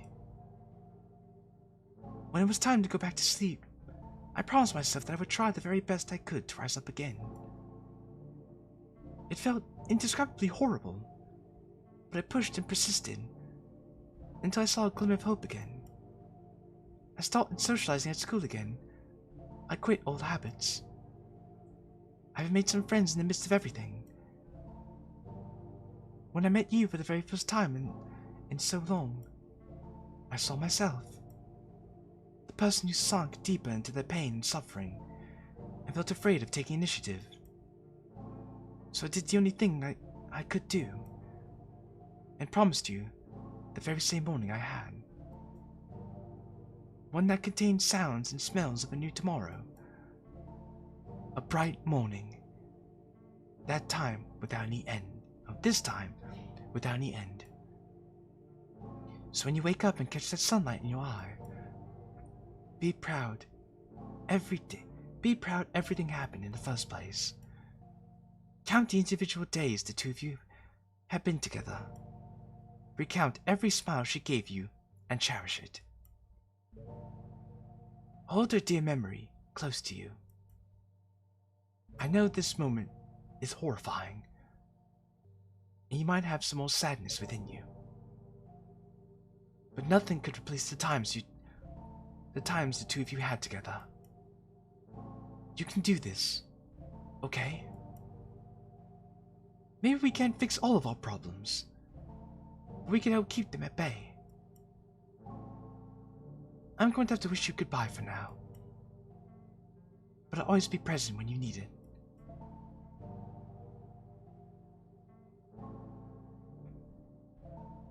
Bargaining. Jay, look at how far you've come. I told you I'd be here wherever you needed it, right? And I'm here now. It was hard, wasn't it? You accepted the past. You moved on. As for me, I'm gonna have to work out some things on my own. I don't know how long it's going to be until I feel a little more comfortable again. And on another note, do you know if anyone else is doing okay? I was really worried about you all, and I still am. Back then, I always thought something would happen to one of you that would tear us apart more. Yuri already had problems with the way she handled her emotions, and I thought you finding Sayori like that could have gone worse. You remember those calls I constantly gave you, right? I know they probably got a little annoying after a while. All that time ago. I thought I did something horrible to make you act the way you did. I overthought every little detail because I thought it was my sole responsibility to make sure everyone was okay. It slowly destroyed me. I fell behind on school. Previous hobbies and friendships were falling apart. I contemplated just giving up. Like you. Just like you. Eventually, I talked with others who could help me. I journaled, wrote some more poems. It was so hard trying to let go of the past. It's been so long. I really didn't know if I could or not. But through more and more help, I loosened my fingers and dropped it all. It was where I realized I didn't rely on any of you or anyone else to get the help I needed. I chose that path myself. Even if I felt bad for leaving you all behind, you still came out okay, right? The road ahead will be scary, but you can know well that the friends around you will support you for as long as they can. Just promise me this. When you wake up, let's have another club meeting. All of us. I'll text Yuri and Natsuki and see what they'll think. It'd be sweet, wouldn't it? All of us together again. We'll have each other's backs. So, what do I have to say for you now? Keep your chin up. The brightest morning is ahead. I'll see you tomorrow, okay?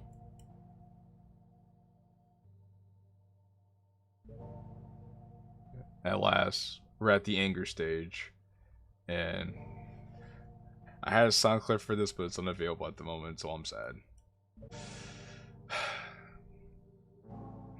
It's you. Ugh. All right, let me drink up before I read.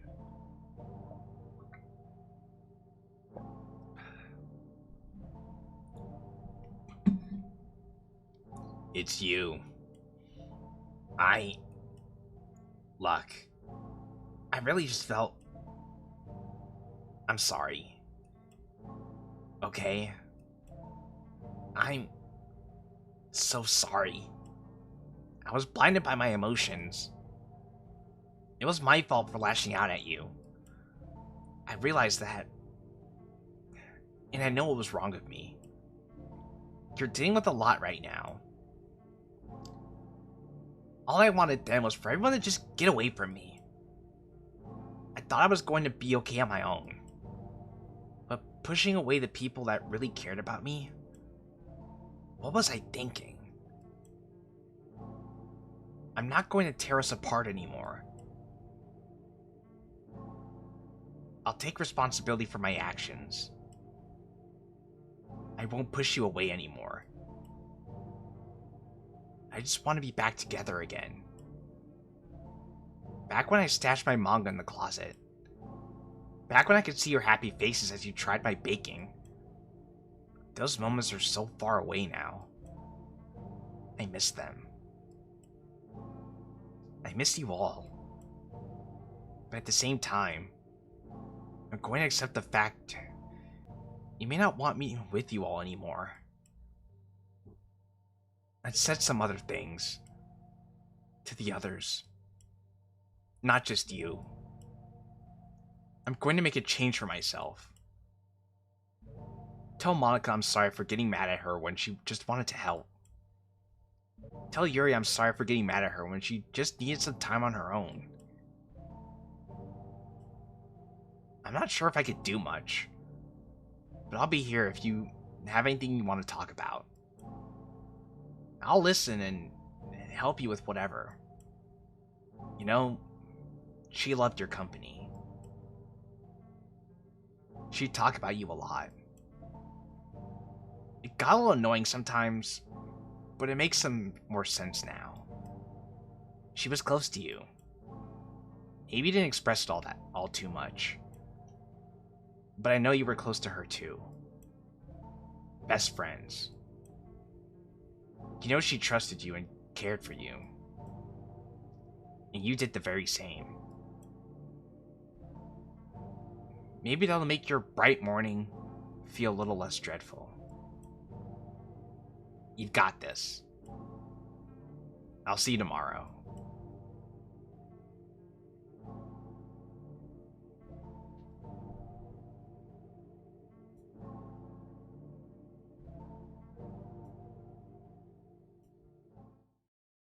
All right, chat.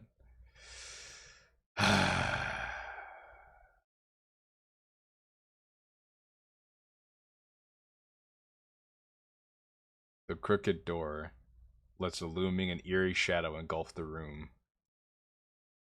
Faint sobbing can be heard behind the door.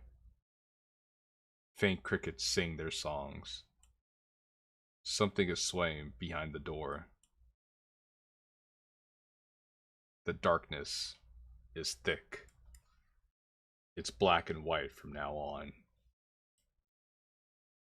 With no other path to choose, I gently close my eyes and open the cracked door.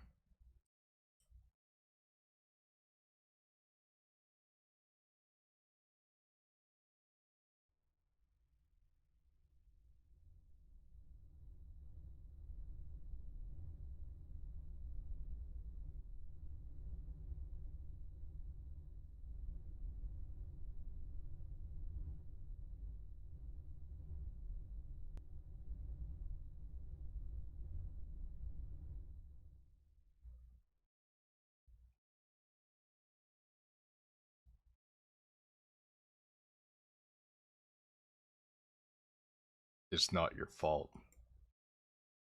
I killed her. No. No. You didn't do anything. Stupid. Fucking stupid. What is wrong with me? There's nothing wrong. You tried. Shut up, shut up, shut up, shut up, shut up, shut up, shut up, shut up, shut up. You did your best. You just didn't know she'd do this. It's not your fault. They all know it wasn't your fault. Doesn't matter. Nothing does. She's dead. Because of me. I wasn't there for her when she needed help. Why? Just my fault. All my fault.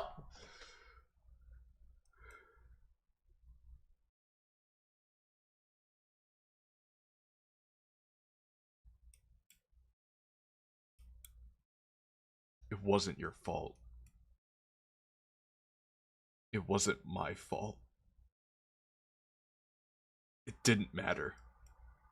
I grew. The past is the past, and the mistakes I have made are gone.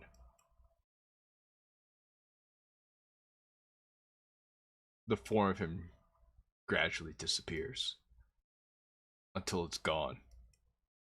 All gone.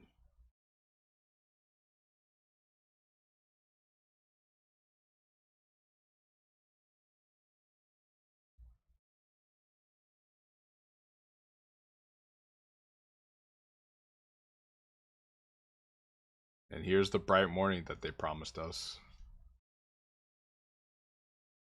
window.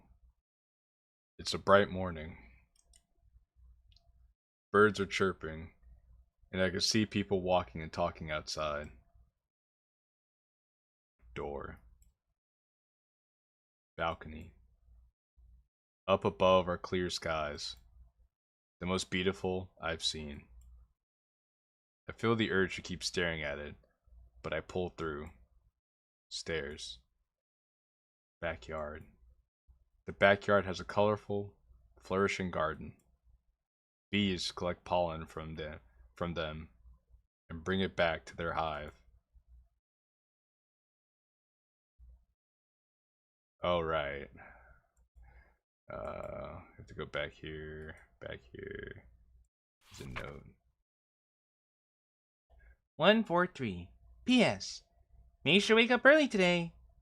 S.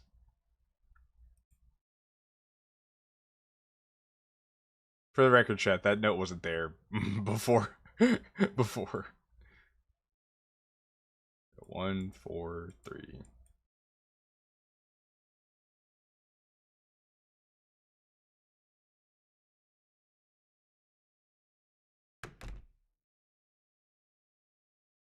More epilepsy, but there she is.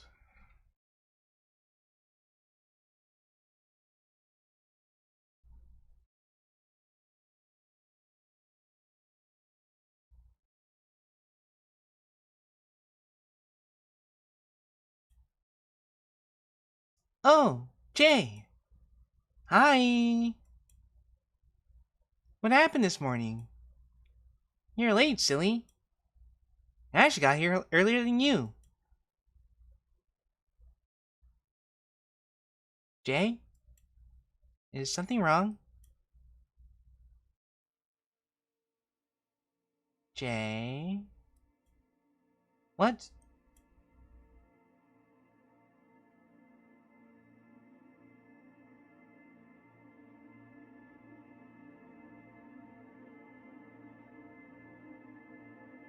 Jay?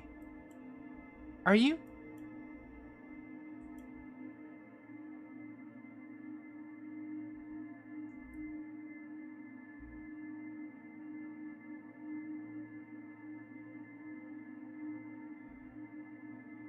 It's okay. Whatever happened, it'll be okay. I'm here for you if you want to talk about it, or if you don't want to. Either way, it's going to be okay. You know I'm always going to be by your side, no matter what happens, or what comes in the future. I know you do the exact same for me, right? That's what friends are for. To be with each other until the very end.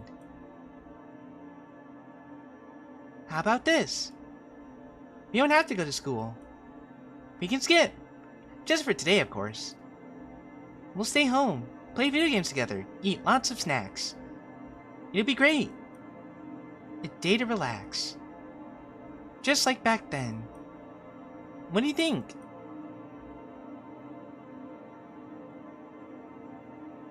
Alright. Now come on. Last into my house is rotten egg.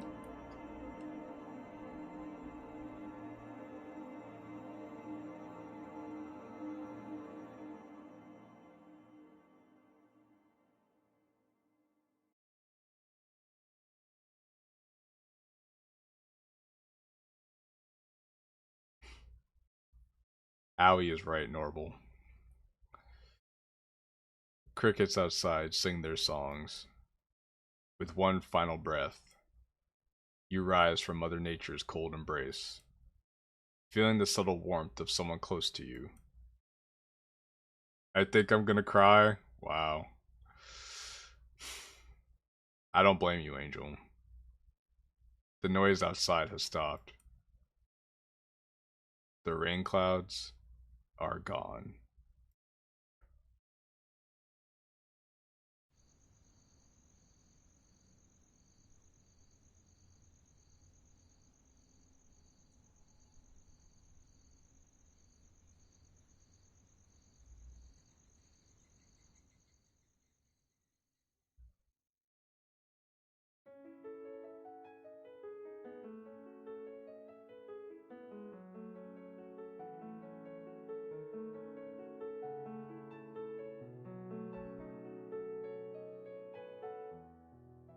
I just didn't want to say anything throughout that whole ending bit.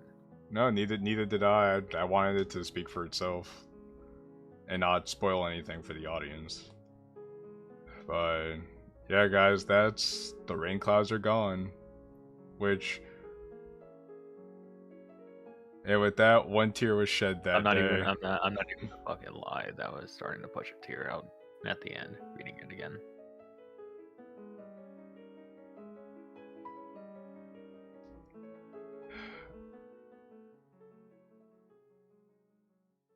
That mob was very loud in the quietest way. That's a very good way of putting it. Mm-hmm. That's a fantastic way of putting it. Which And that's the end. Yeah, guys, Keep it that's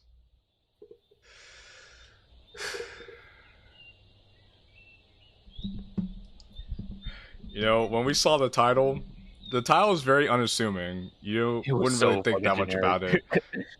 But the art design and the trailer made us really think that this was like something special. And then when we actually like went through it the first time, we were like, wow. This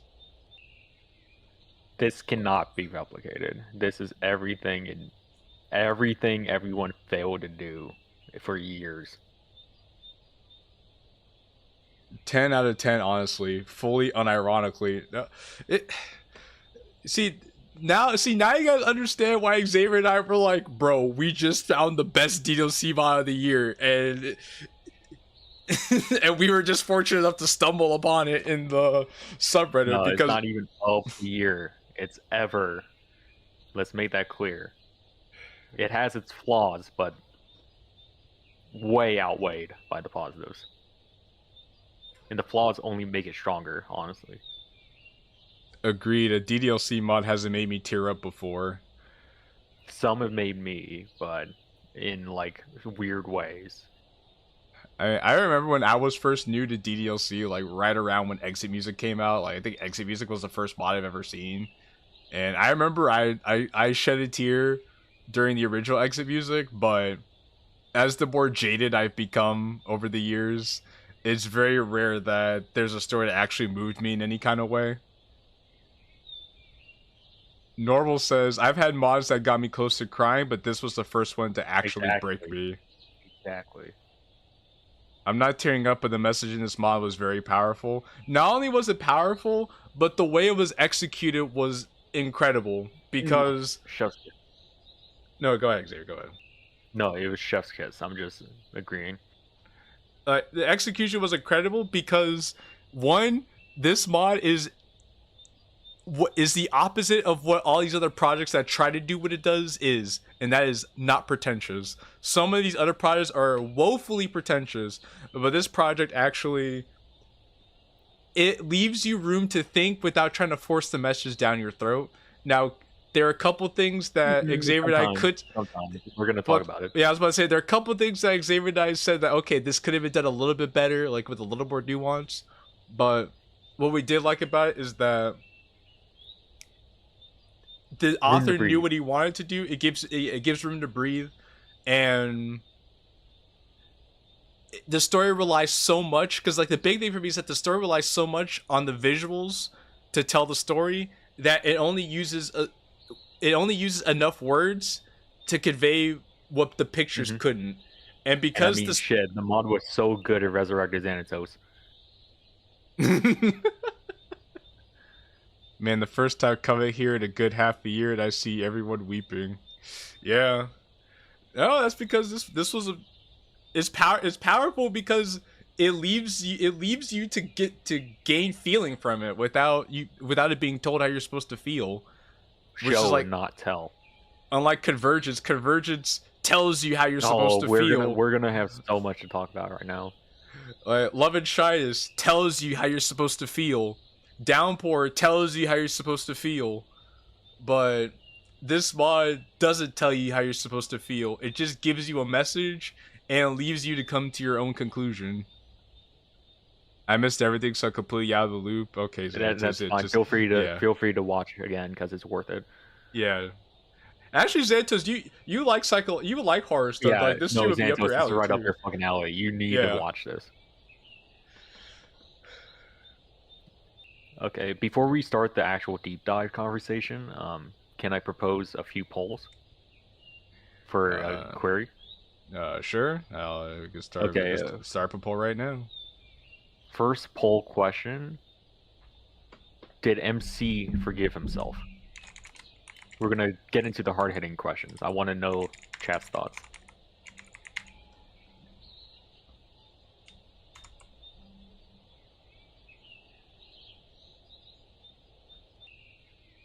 All right.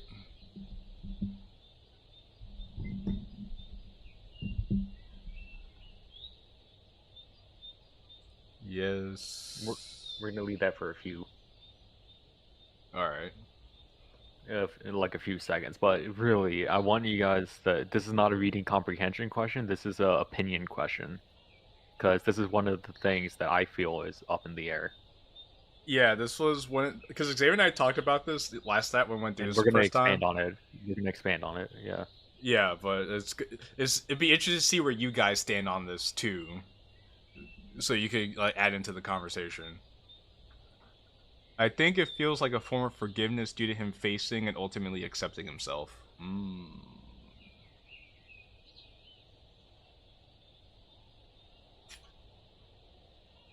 Okay. I know we have some people in here. Let's just say it's yes. Let's just say it's yes on this for the chat. Okay.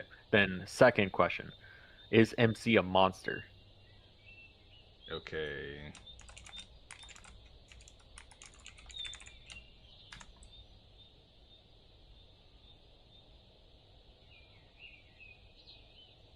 Now these are not fully similar questions. They could be exclusive to one another.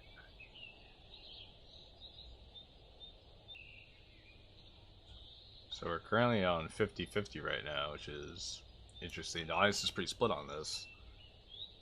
Yeah. Because we're going to have a little bit to talk about here. I think it's at least acceptance of that guilt. I feel it's all to interpretation. No, that's fair, but that's the point though. That's what we want. That's what we're trying to get across. Yeah, that's what we want to talk about. Because no other DDLC mod actually fucking does that, really. No DDLC mod has successfully executed the up in the air, open to interpretation. I know I tried it with Ego Death a little bit, even though the story itself was straight on the nose. Like just straightforward. It was a straightforward story. But the message I wanted to leave up in the air, but this does it gracefully. So okay, so most are saying no. Most are saying no, he's not a monster. This mod helped me with something that happened to me today. As selfish as that sounds, no, that's not selfish. I think that's actually very interesting that going through this like actually it's therapeutic. Yeah, it was therapeutic for you. I think that just goes to show how impactful this mod is, which again is not something we say lightly. Because again, you guys know how critical we are. For years. You know how critical or harsh we are when it comes to these things. So again, even mods we like the Violet Sun. Exactly.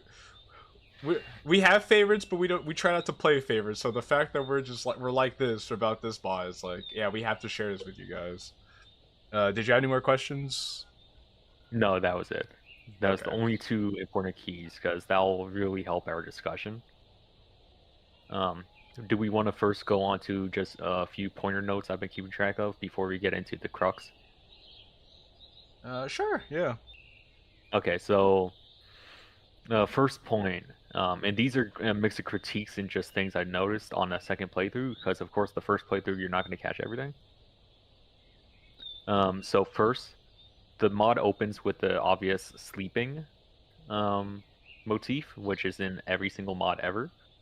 But I feel here that it was a false setup for an it's all in the dream, all in my head situation, which, to be fair, it is all in his head. But the thing is that even though it's all in his head, the way the hellscape is executed is very Silent Hill-esque and is more like a purgatory feeling. So it's not the whole "it's in a dream" is not really followed up well, or is forgotten about throughout the story. What do you think on that? You think the okay? Repeat what you said I, about I it. feel the mod starts with him falling asleep, but I feel more like this is an actual hell. So it's starting with Yes. sleeping to transport him into the purgatory is kind of a false setup and starts with a bad foot, Hmm. in my opinion. I mean, I think part of that's just because the whole Limited waking up, background. the whole sleeping thing is so overdone, right? But I think in Yeah, this that too. case, when you realize that this story is like Mhm. all like him going through stuff in his head, kind of like Yeah, with like the end of end of Evangelion, yeah. it like the whole sleeping thing is like the bridge between him physically going through hell, like we can see him physically in real time going through it, and then the rest of the story, like we go inside of his head and we see how Mhm. he's thinking throughout the Yeah. throughout Yeah. the mod. So What is nice though is that thrice or four times in the mod you do revisit the bedroom. So it is alluding to the fact that he doesn't want to leave his room out of the depression he's in. So I could forgive this point. I'm just saying, like at the start, it could feel like it diminishes the hellscape he gets transported in by having him go to sleep first. well, how would you rather it open instead? Would he just be like staring at a corner, or would he be looking Yeah, out the pretty window, much. or would he be looking out the window and immediately you just see Something the else. Just anything else. Like I feel him having to go to sleep first it diminishes it a little bit, but not like too terribly. I guess it could have been a thing where he's looking outside the window. You Yeah, see yeah, the exactly. And hellscape, he sees the and scape. then he's just Yeah, like, I haven't slept in or he's on the days. balcony, or he's on the balcony Yeah, to that start. too, yeah. Hmm. Yeah. Um. Alright, Okay, continue. then. Second point. Well, first, Santo said something. Well, yeah, he said, I remember the good old days about memeing and joking about Infinity Penis and talks regarding Rose's team, mods being rather shitty. Other than that, frankly, I don't know or slash remember how critical y'all are. Sorry for stealing your attention. I will do it again. Yes, that's why I didn't catch what Xavier said the first time around. And Angel said it kind of feels like Izanami in a sense. Is that I forget? I'm not familiar with the Izanami reference. Is that a Naruto reference or is that a Persona reference? I feel like that's a Naruto reference, Oh, probably. Okay. which Then just makes sense. But go in the ahead. first level, the waiting on the bench is very intentional. With how he hears and sees things, but it's nothing like glimpses of Sayori, like PTSD elements. I really like that.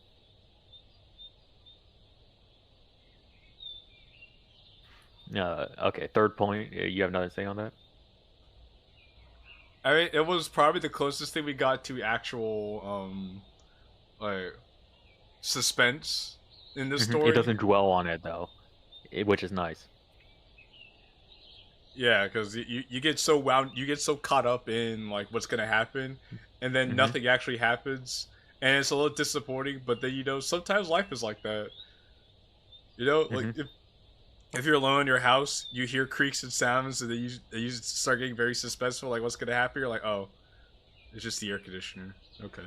Yeah, I know. Like when I had to put my cat down, you get so used to her routine and habits that you know exactly the spots she would usually sit. So when I would round a corner, I would like catch glimpses of her, like at the stairs or like by her food bowl, and that really got me in the week after having to put the pet down. So, like it's things that it's the phantom pain, which it captures that really nicely. I think that also makes sense too. Now that you bring that up, because considering the flashback MC had of him and Sayori sitting at the bus Hmm. stop when he went to Sayori's room, like we got to visit all these different places Hmm. that MC Reminded went to him with of her. Sayori, and all these little bits and pieces of like suspense or things that felt a little off was being triggered of those phantom pains and memories of MC being Hmm. with Sayori. So that was what was like looking at it now, it actually is very insightful. And Yeah, JNT it's said, a super easy to miss thing too. which because we missed it the first time too, and then going through it now and the second time we're like, oh wow, Yeah, okay. it was actually very subtle and it was very well done. It was very well done. And Okay, JNT third point. said, well, Yeah, JNT for says, real. I think the stagnation of waiting for nothing shows how the days can blend together so easily, which is exactly what MC was going it's through. an interpretation. Yeah. Okay, third Right. point. Critique. You're repeating her messaging over and over at the park bench when you first meet her is a little bit overburdening for the level of nuance that the story relays at the end. She just seems to drag on a little too long with trying to get her point across.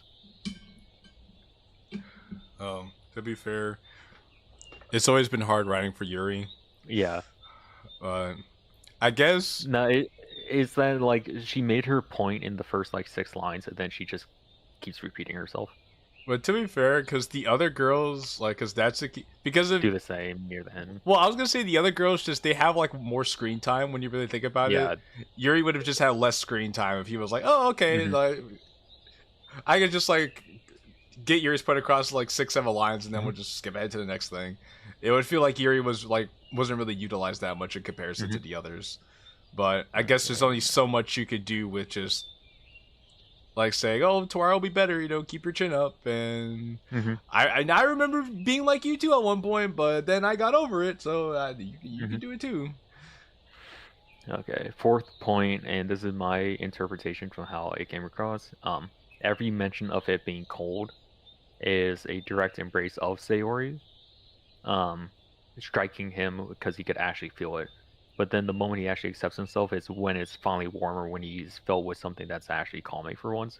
So the way it transitions from the weather element affecting him and his mentality is actually pretty well done. That's what I thought.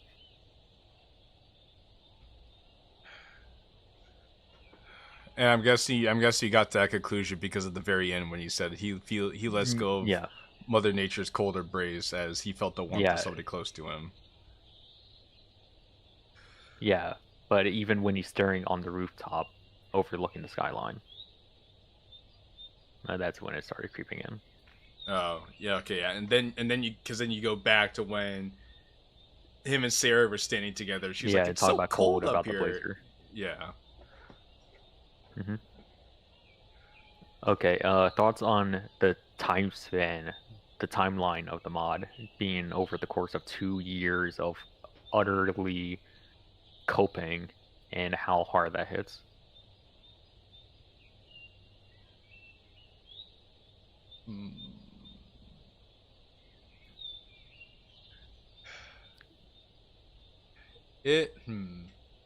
I think.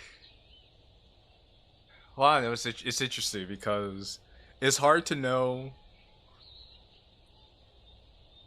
It's hard to know what was actually him talking to the other characters and what was him just being in his head, right? Because he could have been talking to the other characters, or he also could have been thinking what the other girls would be saying at that point. Well, if we take it literally with Monica saying how it's been 2 years since Sayori's suicide, then Natsuki's been shut out for at least 1 year, but she felt like she was shut out for 2 years. Yeah. I'm talking about the impact of the timeline and how much it stings for the fact that it took that long for like him to even confront Natsuki. That shit fucking hurt. Oh, absolutely. I mean, especially the fact that for over 2 years, that one, he didn't go to her funeral, and then 2, he shut everybody out for 2 years, and just now got around to talking to like everybody else, but barely because I think he wanted to, but because JT has a very salient point right here, actually. Said there was a point where it said 2 years ago, but the coin flashback has said 1 year ago, and then made me pause for a minute. that kind of fucks up the timeline. Honestly, we did not catch that. I didn't even catch that. Because Sayori was alive 1 year ago, even though that they've been coping for 2 years, according to Monica on the first scene you meet her. Okay, timeline's a little scuffed. It loses itself on the second half. JT's right.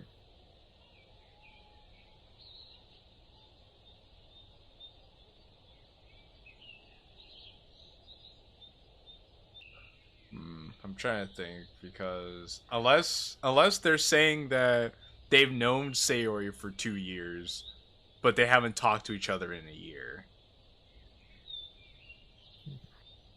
But then, but hold on. Oh, okay. No, because I was saying, because remember in the pictures in Sayori's room when MC That's were in where Sayori's he room got it 1 from. year ago, like they're in her 1 year ago.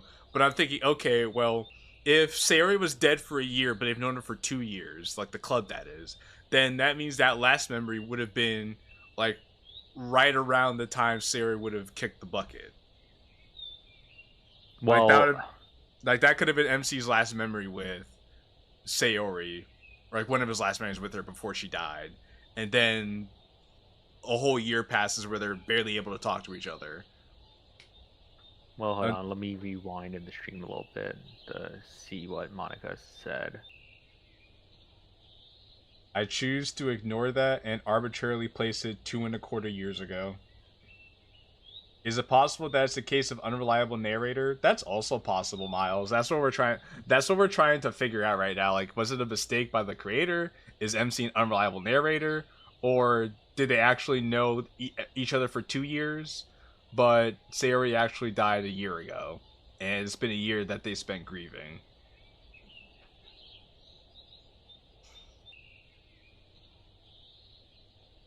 Yeah, I'm looking back at the stream VOD for that line. But let's go on to the next point.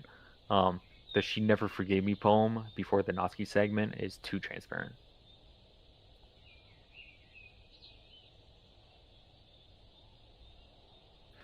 Agree? No, I agree. It is very transparent. I think if he kind of stuck, I think it would have been better if he kind of stuck with because remember in the library when he talked about like the books having religious theming of forgiveness and everything. I think if he like had a short poem about like someone having a hard time with forgiving or like being forgiven, that would have fulfilled the same role a little more. Exactly. Because it was the issue is that there's that, and then kind of to a second half of the point is the trust poem right before Natsuki's door really sours the scene that's obvious that follows, just because it repeats the same exact thing. It's redundant. I agree. The trust poem didn't need to be there because the trust poem was so hand-holdy. Because she explains everything again in the first like 10 lines of that scene. I don't know why it was there. Yeah, I agree. The trust poem didn't need to be there because it takes away from Natsuki, honestly. But the Natsuki scene itself, though, aside from that, was fantastic. My favorite part of the whole mod. It was. It's obviously the highlight of the mod. I feel that and the final scene. Okay. Talking about the Nazi scene, the 2 lines: "You're only going to run away from your problems," and "What caused her to do what she did? I don't know. I don't know at all." Oh no, that's later, I think. Just points of hypocrisy that are cruel in a way from MC. Thoughts? Oh no, it's extremely cruel. Which I pointed it out too when I was reading the scene when he said, "Oh, so you're just gonna run away for your problems?" I'm like, "Oh, that's rich coming from you, Mister. I'm gonna push everybody away and not talk to anybody." To walk away. Yeah, and then proceeds to walk away from Natsuki when she's on the floor crying her eyes out. Oh. Yeah. Oh no. It was it feels wrong to leave her behind, doing the exact same thing that makes her hate me, leaving her. From the narration of MC before he leaves the door. Which is one of the reasons why we thought about, is MC the monster, right? Because one was how he treated Sayori during the course of the story, based on what we've seen of him and Sayori together, one. And then 2 was that moment with Natsuki and MC, where Natsuki was very hostile towards him for abandoning her, and understandably so. Because when she needed her friends the most, everybody left her, especially him. And then he had a nerve to say, "Oh, well, look at you trying to avoid your problems. You think that's gonna help you?" And then he turns around and does the same thing. That's a pretty dick thing to do. But there's even honest. more to that. There's even more to that, and I want to expand on that. But first I found the line. It was after Monica puts down the framed image of Sayori, and she reflects on how long it's been since Sayori was gone. And it was, how long has it been? Months? It's been 2 years. Almost, I think it's been over 2 years now. So it's been more than 2 years since Sayori has been gone, according to the Monica scene. Okay, but then the fountain scene is 1 year ago on the timeline as it finishes. But then they stopped talking to Natsuki 1 year ago, around the time of the fountain scene. But Sayori would not be alive at that time, according to the timeline at the end of the mod. So Fazbear kind of like drops the ball on the timeline when it comes to things. Just right at the end. I mean, it's easy to miss it. I mean, let's say we kicked the bucket 2 years ago. They talked the first year after she kicked the bucket, but then they stopped talking to each other. Yeah. After, but yeah, but you're right, because then the memories don't make sense either, because if the last memory was 1 year ago from that point in time, with her alive. Yeah, with her alive, it doesn't add up. Exactly, it doesn't add up. It's easily missable because it's such a slight but obvious plot hole, which is a shame because the idea is there and is solid. The idea is there and solid, which is a shame that you fucked up the timeline. I mean, I don't think it takes away. It doesn't take away from the story that much. No, but when you start thinking about it, it's like, damn, that's disappointing. Yeah.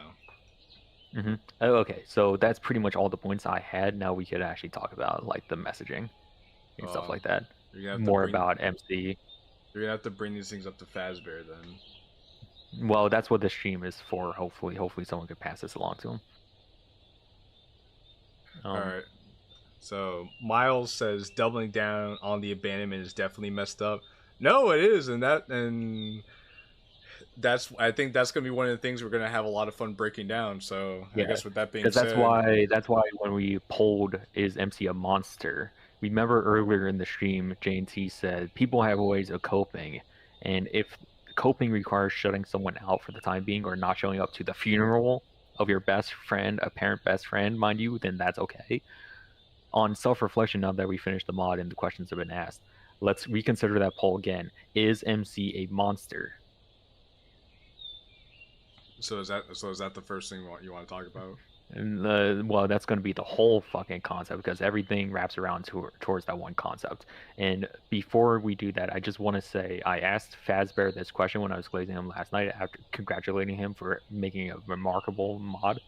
He said, "No, I think MC is just an average teen."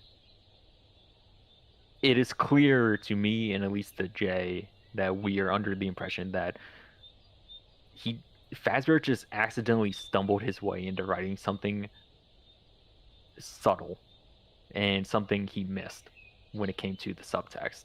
We think the surface level concept is fantastic, but the subtext the author didn't even catch. That's at least our impression. You still hold that opinion, Jay? No, I mean, because I've tried to rationalize it different ways because there's no way that somebody could just say, "Oh, the MC's a normal guy." You know, there's no way that somebody could have that opinion with the story we just went through. So it's like, okay, exactly. either he's playing us or he had help crafting the story, and he said that he had a lot. Something here is wrong.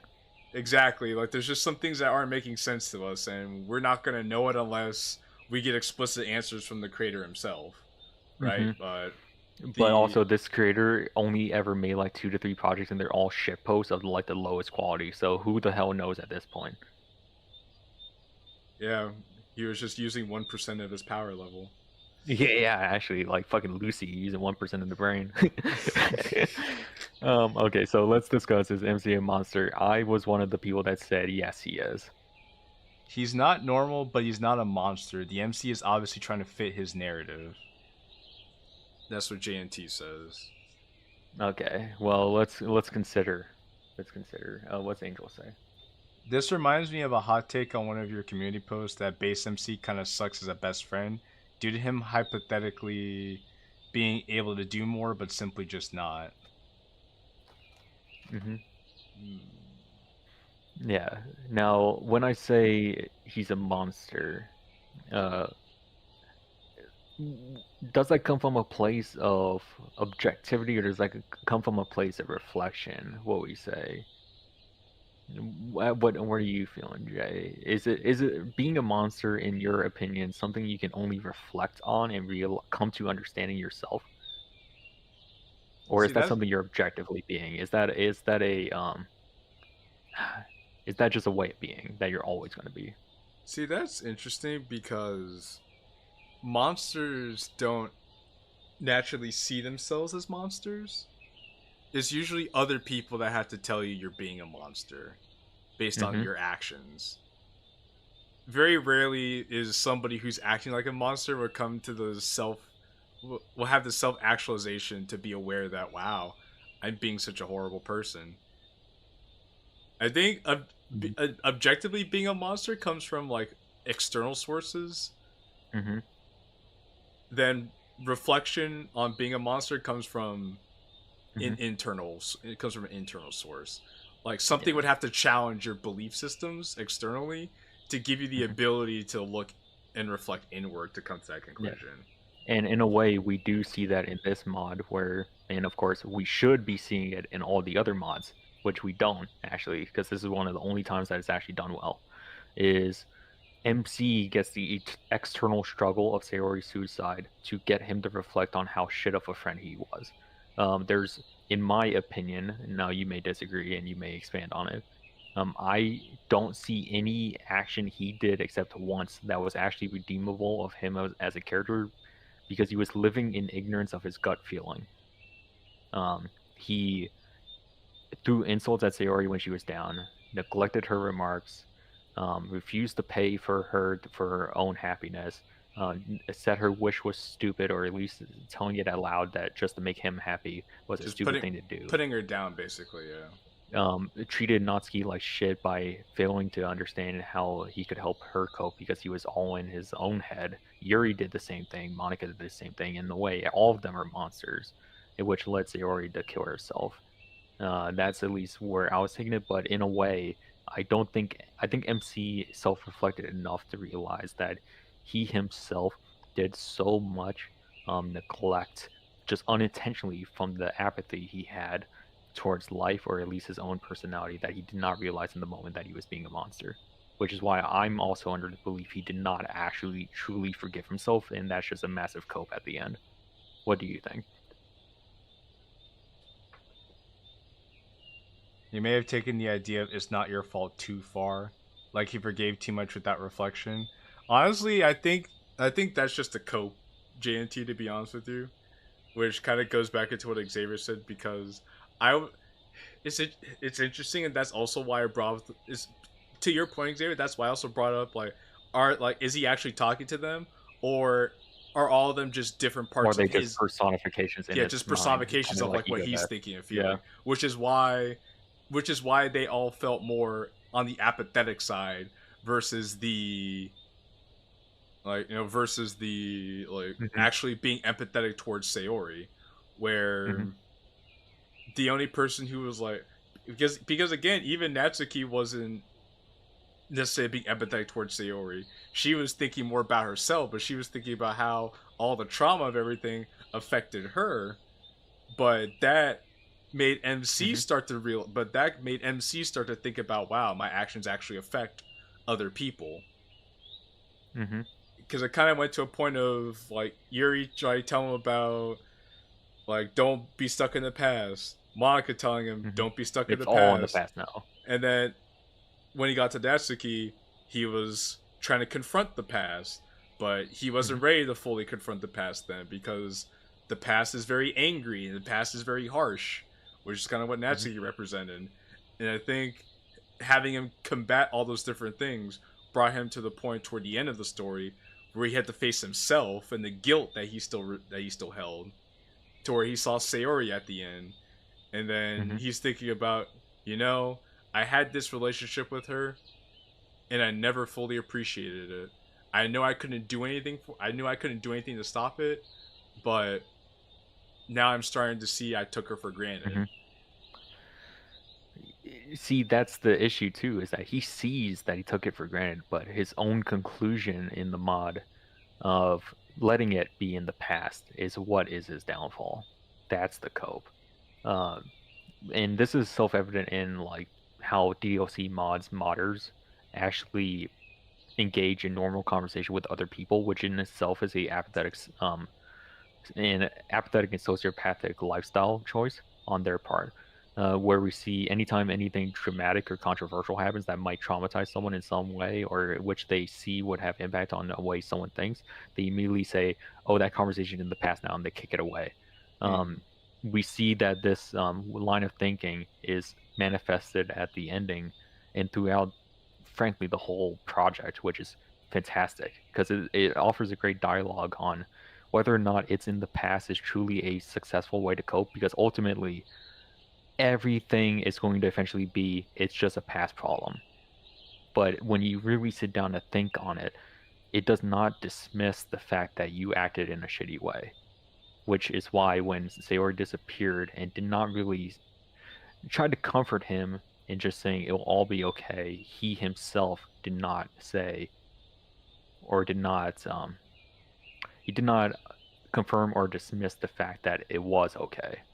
He still felt sad. Right.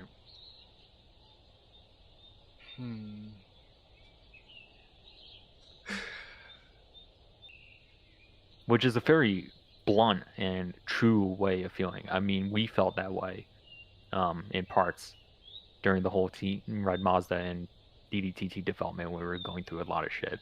It's a very real feeling when you have to reflect with the course of your actions and how people are impacted by the things you do. And when you get heated in the moment, you don't realize what you're doing. Sometimes you just can't fix the things that you set out, whether intentional or not, and you just have to live with it, which is a unfortunate thing, but it's the truth of reality. So to the DDLC, or your point about MC being an ISTP and not being mature enough to know exactly how Sayori feels, I remember I this was something I brought up in the video I'm working on right now about what people get wrong about Sayori. And the MC does this thing where he's aware of like for instance, he's aware of the fact that Sayori is like very intelligent, or he'll be aware of the fact that Sayori is like something's off about her. But instead of saying that, oh, something's wrong with Sayori, let me look into this further, he's gonna say, what, that can't be it. Like I'm looking too much into this. Like Sayori wouldn't do that. Like he doesn't want to accept the fact that what he's seeing is actually what it is. So he'll lie to himself to think that it's not what it is, because it's hard for him to deal with that at the time. And we kind of see that with this.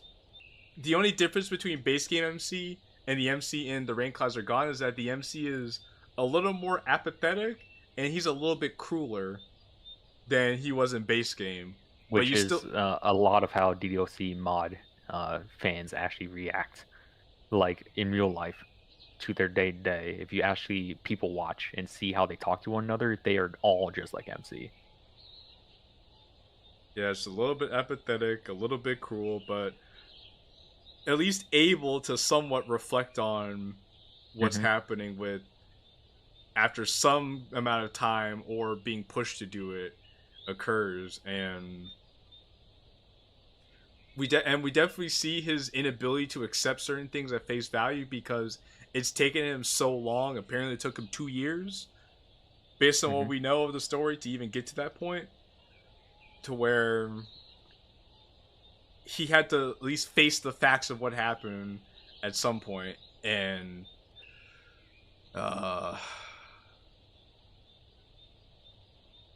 which is a difficult thing for him to do, because even though a lot of it wasn't his fault that Sayori decided to take her life, but it was his fault that his neglect of her and taking her for granted was a big contributing factor, especially when you see how Sayori treated him and how Sayori was like so kind to him, that when you see him just being so dismissive of her, like kind of putting her down, like not reciprocating her feelings, instead of him thinking, I think I did have more to do with Sayori's like death than I realized, but just kind of lying to himself and saying, "Oh, it's not my fault. Oh, I didn't do anything about this. I just nothing I could have done. Oh, I didn't know." But he actually did know. He just didn't want to accept it. But at the end of the story, it does seem like he's either starting to accept it, or he's finally realized, or the guilt of what he did and accepting the fact that she's gone now. It seems to be like what's happening all at the same time. Because I don't want to say he fully accepted his responsibility, but I think he accepted the fact that he has some part in it, and he's accepted the fact that I really did take this girl for granted, and there's nothing I could do about it now. So, I think I don't know if he thinks he's a monster, but I think he's coming around to the idea that he might not have been the nicest. Yeah, he's coming around to the idea that his hands are unclean in this matter. Let's see. The thing that gets me, Miles says, is not only is that MC is putting her off, but even his point of realization still hurts the people around him along the way. Yeah, because I mean, if we're gonna take it literally, that like the other girls that he was talking to are the actual girls, like he hurt Natsuki like crazy, and yeah, I guess he was done dirty. Yeah, Natsuki was done horrendous, and which is what made that scene so powerful because of everything that happened. And then Monica, I mean, I don't know if Monica was done dirty per se, but he was shutting Monica out still, even though Monica was trying her best to find a way to make peace with him. And that was a little uncool to see too, that he still didn't get it, that his apathy, like the same way he treated the girls and the same way that he like put that negative energy toward them, is the same thing he's been doing to Sayori for years. Yeah, and to Jane T's point from earlier, it's not like what we're saying here is not to downplay the grief, because the grieving process does manifest itself in different ways, but we're trying to point the fact that sometimes the way you grieve is not always the best, even for your own mental journey out of it. And that's the downside of having depression yourself, is that you just don't realize in the moment. It takes a lot of humility to come out of it. As someone that's had to go through stuff like this, you have to have the humility and self-reflection to realize that you cause a lot of your own headache and trouble.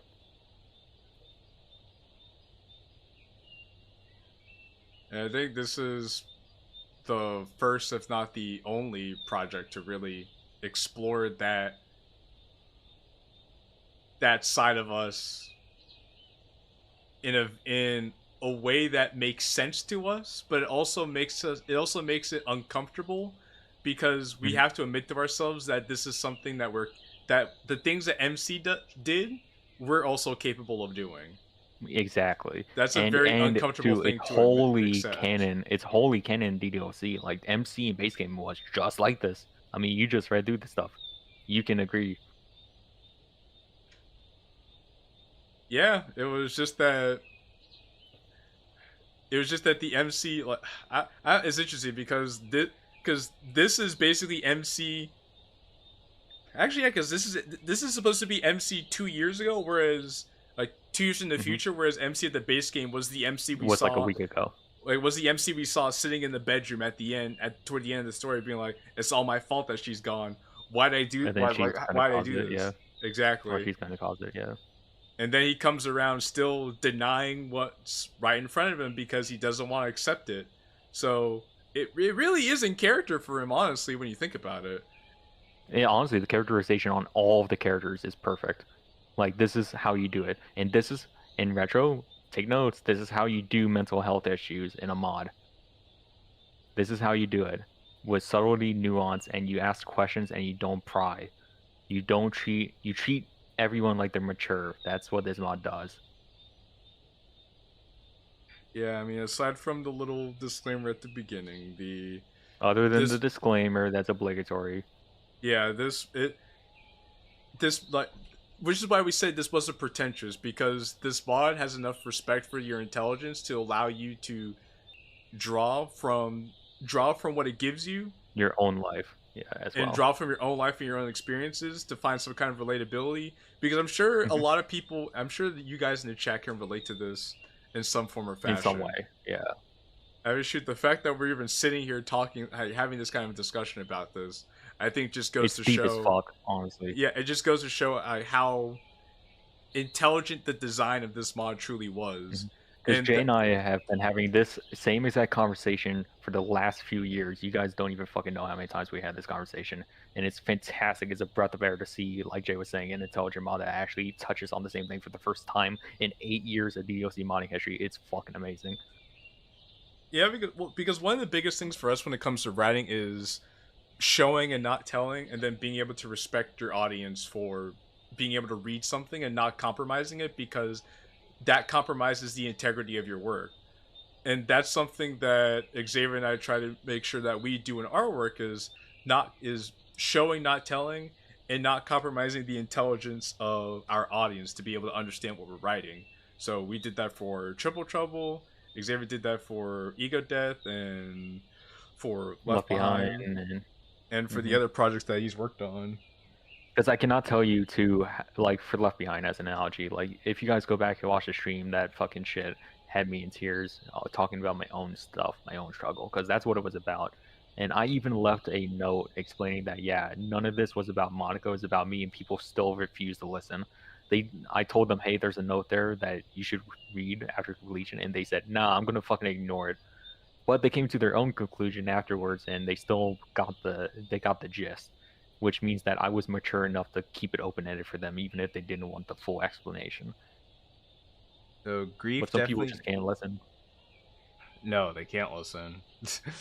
But at least you gave them the room to come up with their own interpretation instead of telling them, Exactly. hey, this is how you're supposed to feel. So grief definitely isn't an excuse for this sort of behavior. And it's scary how plausible it would be IRL. Exactly, Miles, exactly. And that's one of the reasons why Xavier and I were so captivated by this story. Because it does something so real. Because I've done it. Which, again, real talk, the Ddlc community just is afraid of real life. And we know this for a fact, because look at how they received Triple Trouble. It's so true. Honestly, they're afraid this mod of real life. shows it. This mod shows it. If Triple Trouble was a parody of how afraid they are, this is the real fucking, like, meat and potatoes of, you guys need to wake the fuck up and realize your lifestyle is not right. This is the wake up call. And stop escaping, as Neon Genesis Evangelion would say. Because look at the projects we see. They either, like, it's all surface level slice of life where there's no conflict, nobody gets hurt. If there's a mental health issue, it's like grossly oversimplified. Everybody pats them on the back, like they go to the doctor, they get some pills, and it's all okay. And then they all, like, get together, they hug, they sing Kumbaya. The big Kumbaya, yeah. And then they're like, we're gonna be together forever, and we're gonna celebrate, and everything's gonna be cool, yay! And everything's tied together nice and neatly. That's all the projects we've seen for the last 3 years. It's been that same exact formula, just with a different coat of paint and different artwork. And we've just gotten tired of it because it's so sterile and it's so artificial. It's so plastic.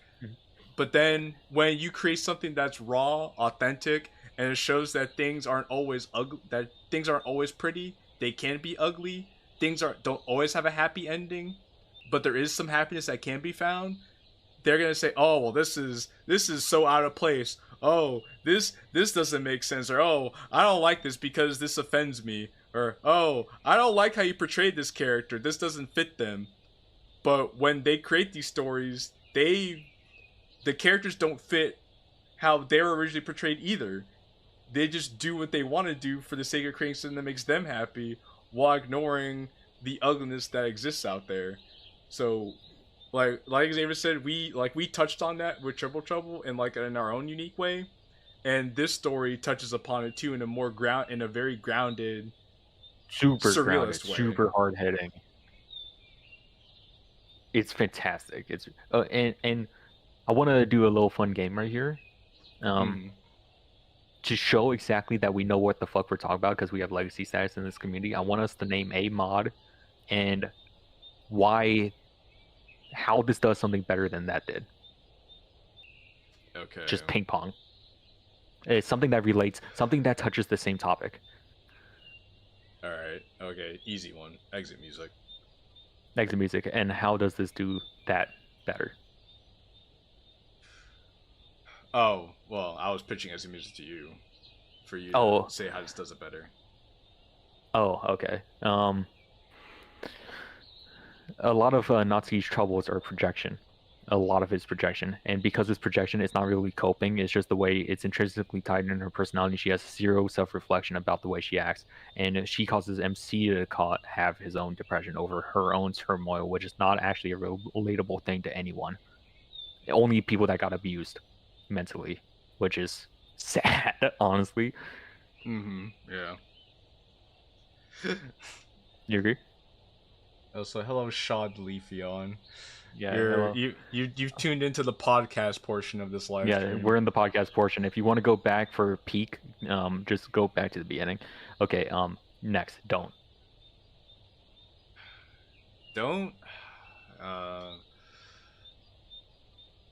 This mod was a lot more surreal than Don't. Don't was basically just a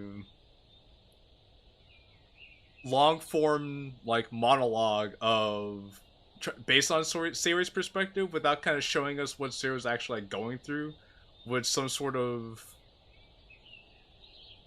half-hearted message at the end that felt more like you're being told how you should feel instead of being come to your own conclusion. The Rainclouds are gone, on the other hand, isn't a monologue. You're not being sat down and being lectured to. This is an experience you're being guided through and being left to come out of it with your own meaning on the other side of it. But you actually get to understand what the main character, and to an extent what the other characters are going through an experience. Exactly. You're not being lectured, you're being guided. Okay, next one. Okay. Oh, easy one. Fallen Angel. Oh, fuck. Just the dramatization of suicidal tendencies. This is a point that a lot of writers fail because they have to write an engaging story. If you do not treat your severe death-defying topics that are heavy-hitting and hit to the crux of the soul, like suicide, for example, if it's laced with projection and all these story writing plot holes, or means that make you hate the character in some way, or it comes off heavy-handed, or it is just too fast or too slow, you have to hit the perfect balance on it, then it will be bad. For Yuri's whole thing, and then how MC copes with that is peak example of that.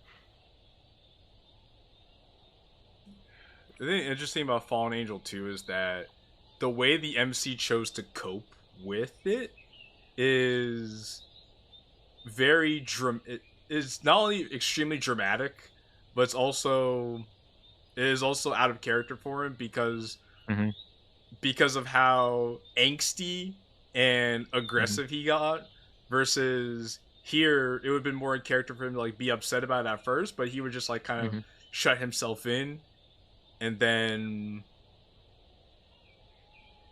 have a hard time even realizing have a hard time even admitting to himself what actually happened. But after having some sort of angelic experience with Yuri's spirit, he just had all this peace and was fully accepting of it and willing to move on, which is not really who he is. So this, and in return, Fallen Angel had a very I would say, fanciful slash very optimistic way of dealing with coping of the passing of a loved one. Whereas this story has a more, like, I don't want to say more grounded, but it's truer to Provocative. It's more provocative, and it's also truer to like the characters that we Mhm. come to know over the last 8 years. I would say Mhm. it's Okay, very and true that's in that sense. space.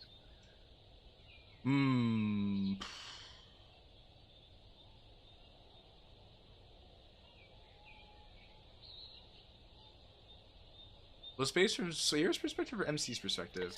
It was from Sayori's perspective, but MC was the cause of her killing herself, of course, because he was neglectful as shit in that mod. But Sayori was also evil in how she treated him. It was a lot of back and forth of two bad people being bad to each other. I think the idea about space is that space was very,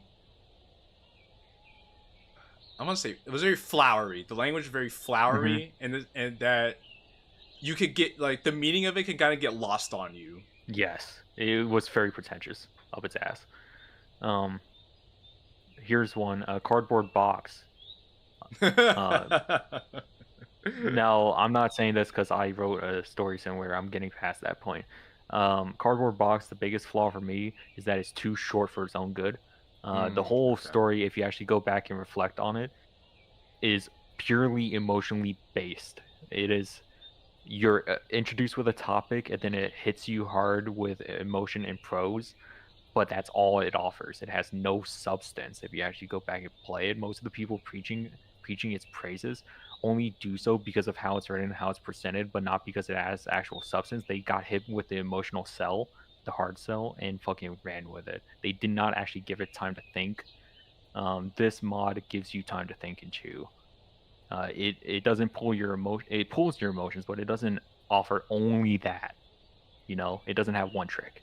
The cardboard box is a one-trick pony. Okay, now for the big one. Convergence. I've said my piece in the last stream, but giving ample time and ample weight to a severe topic. If we could recap. Something Okay. short like this, a short mod like this, is the perfect way to explore mental health because, one, you have a lot of creative liberty, two, you can help your pacing a lot, and three, you don't have to guide the reader into something they obviously don't care about. The sister character in Convergence asking about Sayori from the very start, and then just only having that as the baseline of her character for 4 scenes until you finally get to the part where Sayori's depressed for the first time. In the 50-hour mark of the mod is not a good way to sell mental illness, and even if she does kill herself or try to in the second half of the stream, which we'll see on Saturday or whenever, it is not a good way to phrase it, and actually it undermines mental health issues by giving such little attention to something that's supposed to be the crux of your story. It treats it as if it's an afterthought and dismisses people with actual trauma and guilt that needs to be remedied. It's foul play. No, we're not comparing this to Convergence, but we're talking about stories that attempt to handle mental illness versus like this story. Another example being Downpour. Because I don't think anybody dies in Downpour, but there's this whole talk about like the MC dealing with his own mental issues of feeling ostracized and feeling neglected. And Okay, then Downpour's biggest issue, I'd say, I want to add on that before you get to that thought, is not how pretentious it is, or how it tries to symbolize it by being overly pretentious, or with the rain and all that. I think the mod shits itself the moment it starts having the depression demon say that he wants to get fucked by this soccer team because he's a fanboy. I think there's too much self-inserty weirdness into the mod where it gets past the point of it being just something that wants to talk on a theme, and it completely destroys itself in self-cannibalization. That's more of a story writing issue, but if you're going to do mental illness and then you have that, it's really sour. I guess that's a big part of why the mental health issues were not really presented well. super lacking. Yeah. But I think you guys are starting to see a theme here with a lot of these different projects that we're talking about and how they chose to handle topics of mental illness and suicide and grief versus versus how the Rainclouds are gone. Okay, okay. Here's an interesting one for you, Xavier. I want to hear your opinion on this. Tropical rain. It was a earnest attempt. It's just it didn't. I would say that fall within more into the dramatization camp of things. It treated it with nice respect, with being how there's other attributes that coincide to the symptoms that someone may show, and that the MC was caring enough to help Yuri alongside those issues.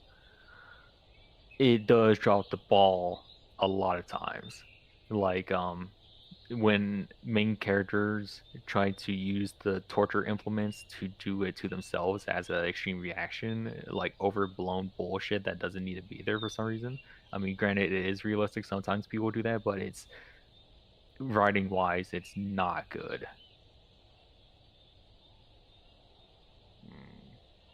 You agree?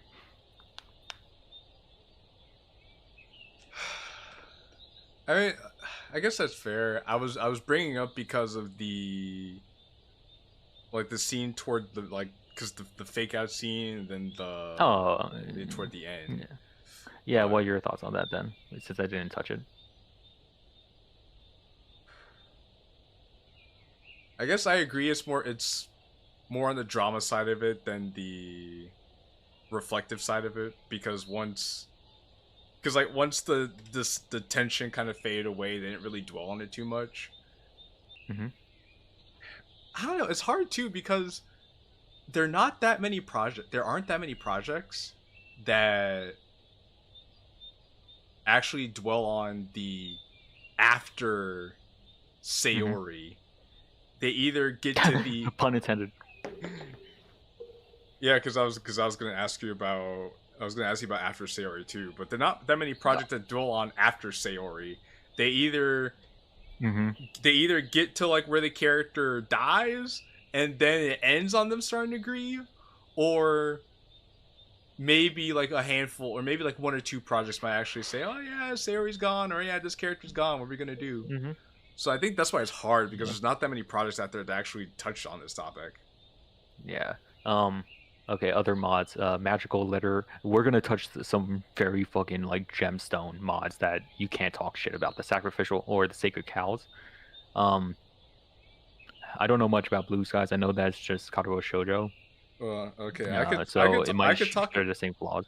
Okay, well, I could talk about Blue Skies since I have played it. You could talk about Magical Literary Heroine Escape because you've played it. I haven't played it. Well, that point is short for me because there's not much to that mod anyway. People glaze the fuck out of it. If you're doing mental health trauma, do not do a Save the Dokis mod. It's too saccharine. In which I wanna touch on that point again when it comes to another one after Blue Skies. Okay, as for Blue Skies, was it made by the Infinity Penis guy? No.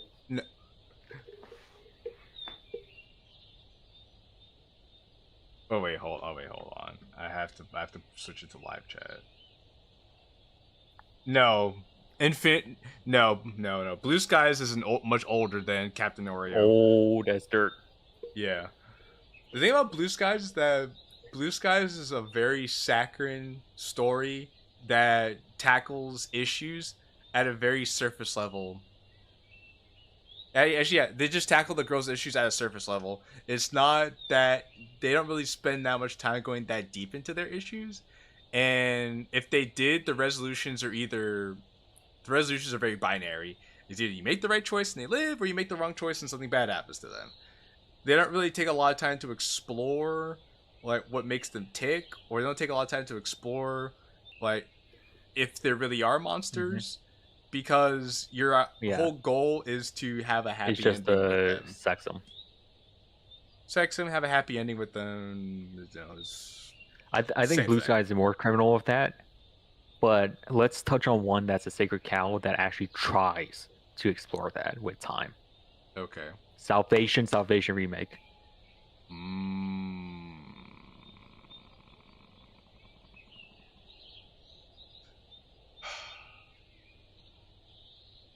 I think we'd have to talk about Salvation Remake a little bit more because Okay.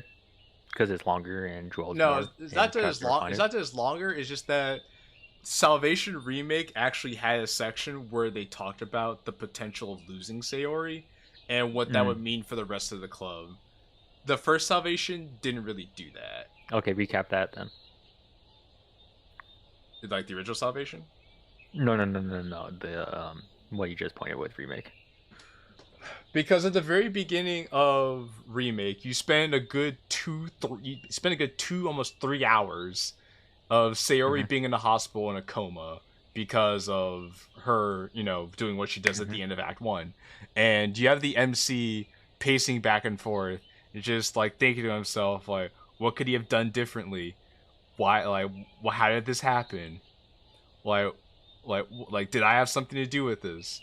And then all the other girls are coming around talking about their experiences, how they feel, and them wanting to, and wondering if they could have done anything differently for Sayori. And then there's Monica, but Monica's a different entity in the story altogether because of like her being self-aware, Meta and elements and all that. meta elements and all that. And projection of the plot. Yeah, Sacred Cow. Yes, Miles. We're talking about the mods that the community at large holds at very high esteem. That they say And is that if perfect. you are critical of them.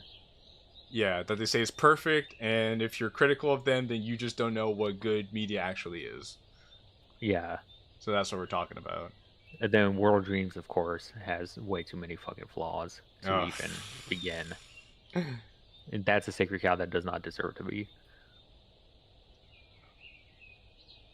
But yeah, the thing about Salvation Remake is because it's disappointing for two things. Because one, it's the whole conflict with Sayori is one. It's very actually I can't even say it's very Super external. It's external, but like the MC monologues a lot to himself. But the thing about that is his monologues are very surface level. They don't go into they don't really actually talk about how much of a part he had to play in all of this. I mean, a little bit of it is okay, I'm getting ahead of myself. The crazy thing about Salvation Remake though is after the hospital scene, all that reflection that MC and the others like tried to do, you get none of that for the rest of the runtime, and it's a very long runtime. I think the closest you get to it is the scene where Sayori talks about getting rid of her antidepressants because she's sick because she's sick of taking her medication. Yeah, and the like MC's 3/4 of the way. Yeah, and the MC's like, "What are you doing? Why are you stopping to do this?" And she's like, "I'm sick of this. I don't want to do this anymore. This isn't who I am." And that also one felt forced, and two also failed to like really talk about, because at that point Sayori isn't really talking about, because Sayori never addresses what really brought her to that point. She doesn't really address like how her interactions with MC or her interactions with the club or like what was going on with herself brought her to that point and gave MC some room to think about what I could have done better. It was more of like a alternate universe, like different canon sort of thing. Whereas the Rainclouds Are Gone actually stayed true to the canon that Doki Doki Literature Club gave us 8 years ago and runs with that in a very unique way.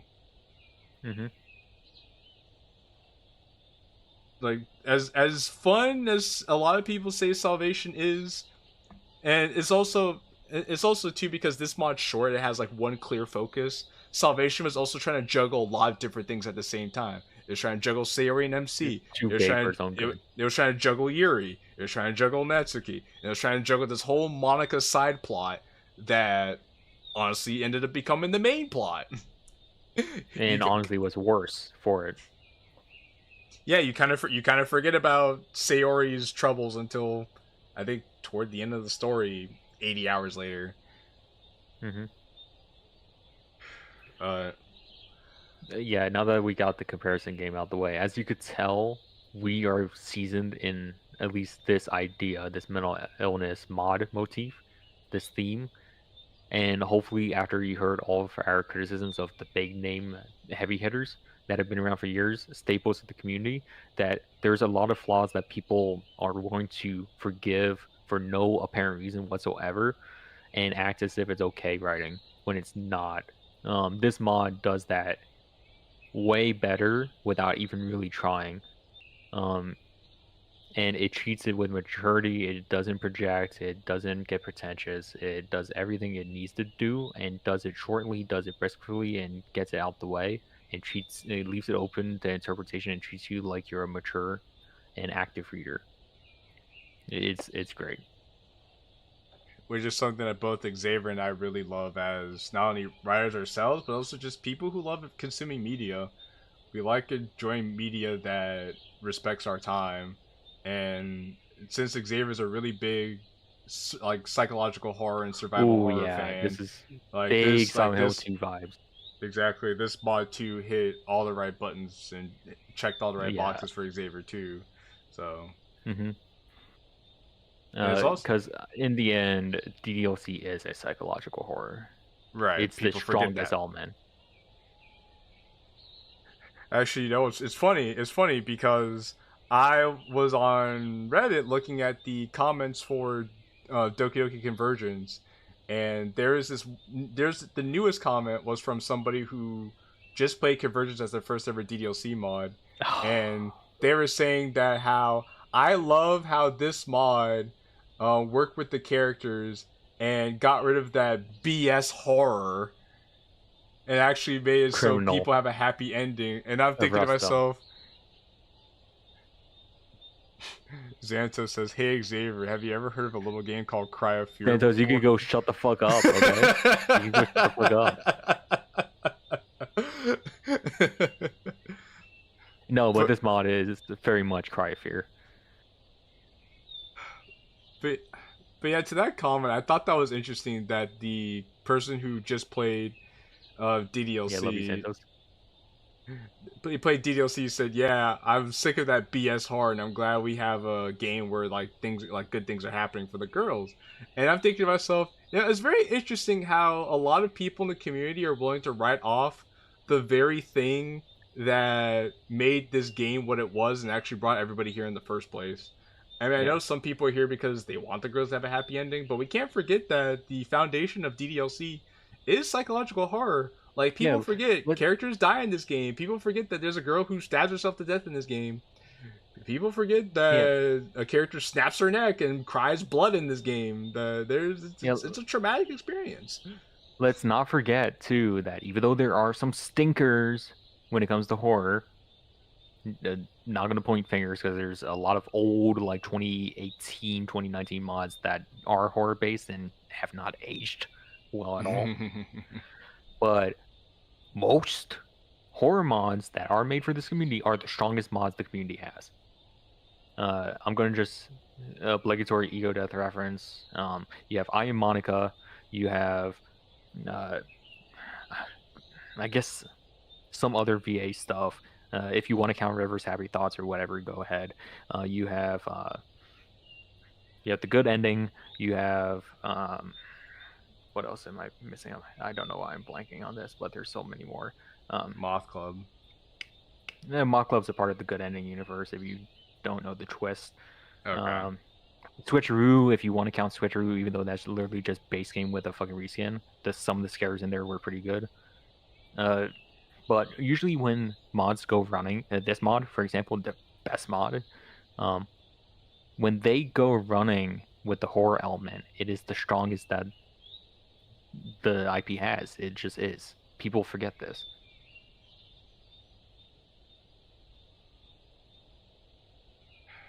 Yeah, I agree because it actually it's actually the truest to what the original game actually gave us. I mean, it's not like the romance mods or the action mods and the slice of stuff can be bad. It's not like we're not saying that. But yeah. Like, but And when horror is hard to write.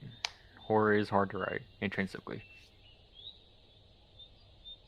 and I think when people also think about horror, they think about monsters, ghouls, they think of gore, but they don't This really was even think. scary. Yeah, but they don't think about like psychological horror. They don't think about another aspect of horror I'm interested in is social anxiety horror. The horror of things that we as humans are like don't want to think about. I think Yuri Gets a Haircut really fucked that up. That's another mod that's been glazed recently. It touches on the social anxiety horror, but it doesn't dwell on it, which it wants to have a saccharine, upbeat tone about like accepting yourself, which is nice. But when it dips its toes into the horror element around the third scene, it doesn't do anything with it. It really just does not do enough. People are afraid of doing it.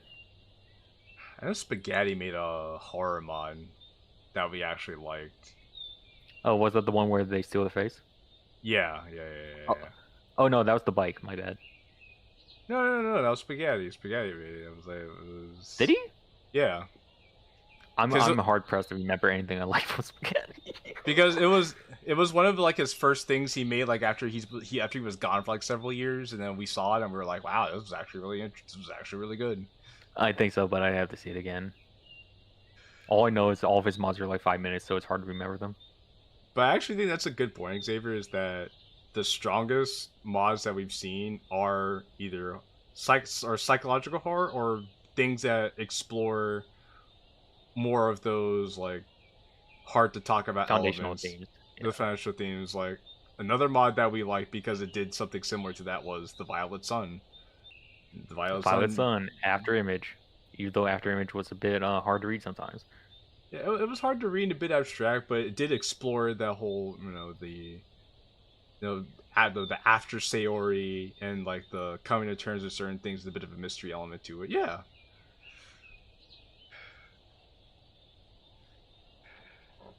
I'm trying to think of some more things too. Like I know Midnight Date comes to mind, but Midnight Date's a bit different.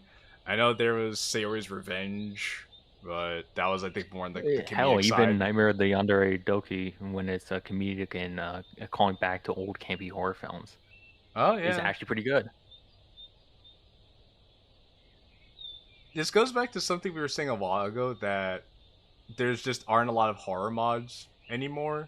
And like I said, I understand horror is hard to write, but it also is nice to see like people actually experimenting with these things and not trying to be overly pretentious with it. Like the Rainclouds Are Gone is something we would want to see more of from the community. We know it's 1 in a million. We know it's 1 in a million. It's just not going to happen again.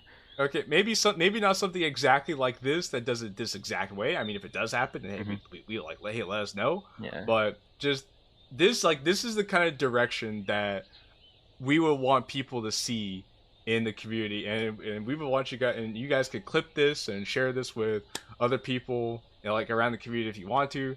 But just things that challenge the reader, aren't overly pretentious with their messaging, like they assume we can't understand it. Things that break the mold, and stories that touch on topics that are hard for people to discuss, and they do it in a way that's faithful. I want to say faithful is what comes to mind. They do it in a way that's faithful. Like, these are the kind of things you want to see more of, because it speaks to a very mature and intelligent audience, and it speaks to a mature and intelligent creators that are able to put a lot of thought and care into the things that they write.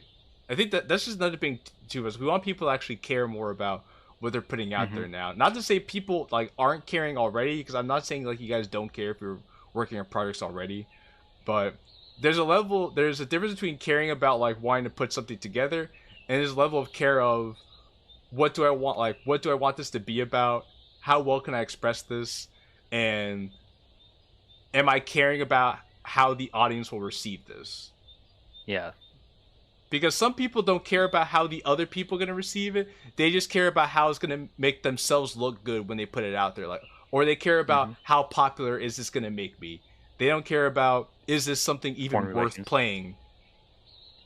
See, I wasn't going to say anything, but hey, someone had to say it.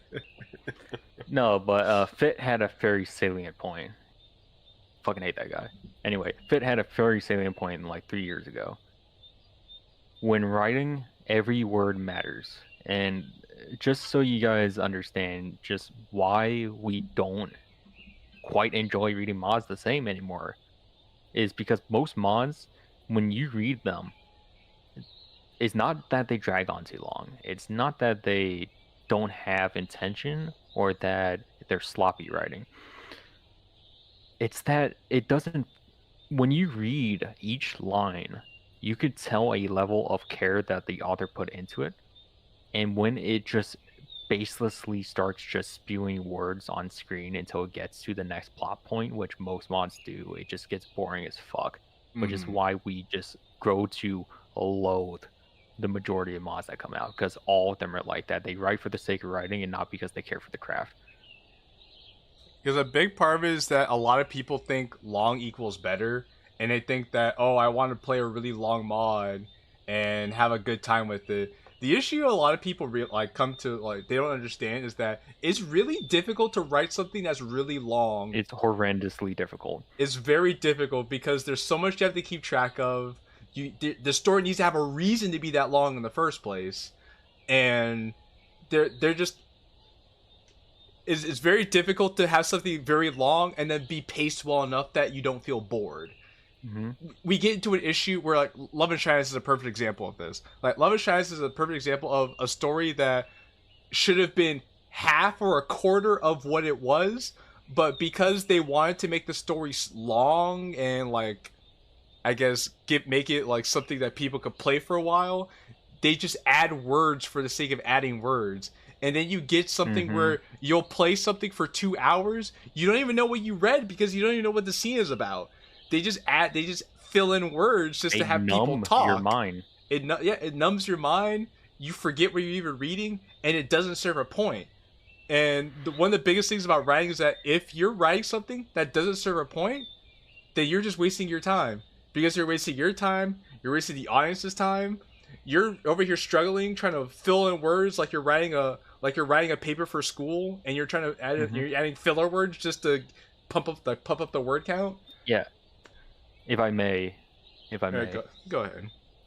Analogy to one of my favorite books, and unfortunately I'm going to be speaking of a flaw, is Crime and Punishment by Dostoevsky. Okay, yeah, Dostoevsky. Yeah, Dostoevsky was a interned inmate sent to the gulags in the 30s under the communist regime in Russia, and he wrote about in multiple books the life lessons he learned about internment and the human nature. And in Crime and Punishment, Raskolnikov, a peasant boy who, well, not a peasant boy, just a boy down on his luck, college student trying to live like a NEET, so he didn't have to really do much, leeching off of his parents for funds, and kills his landlord for being too greedy. And then he has to lament over the fact that he did something so heinous, such as murder, for something so petty as in money, which comes and goes. And by time you get to his actual lamentation, which unfortunately is only starts a fifth into the story, it's pretty quick. Once you get past the first 2 chapters, you're already into the thick of it. It's so literally dense from how old books from the early 1900s were written, like Charles Dickens, whatnot. They're so wordy and pretentious in their own way, how verbose they are, that you lose track and lose sight of the intention that the author was trying to write, and it becomes boring, it becomes mind-numbing to read through the rest of it. By the time I got to that part where he's actually sentenced for his crimes, and where he actually laments that, yeah, you know what, I'm guilty and I'm a bad person, I already was fucking clocked out. Like, even classic literature is guilty of this. Everyone can be. And that's one of the greatest books ever written, mind you.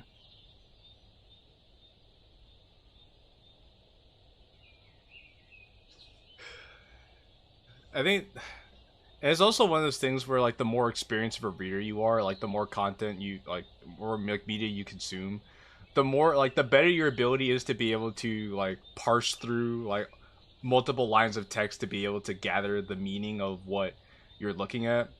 Like I know Xavier and I have done a lot of this so much with a lot of these different DDLC VODs that we'll like skip over a lot of the text that doesn't really mean a whole lot, but we'll still be able to understand what we're reading and still be able to figure out the story just based off of that.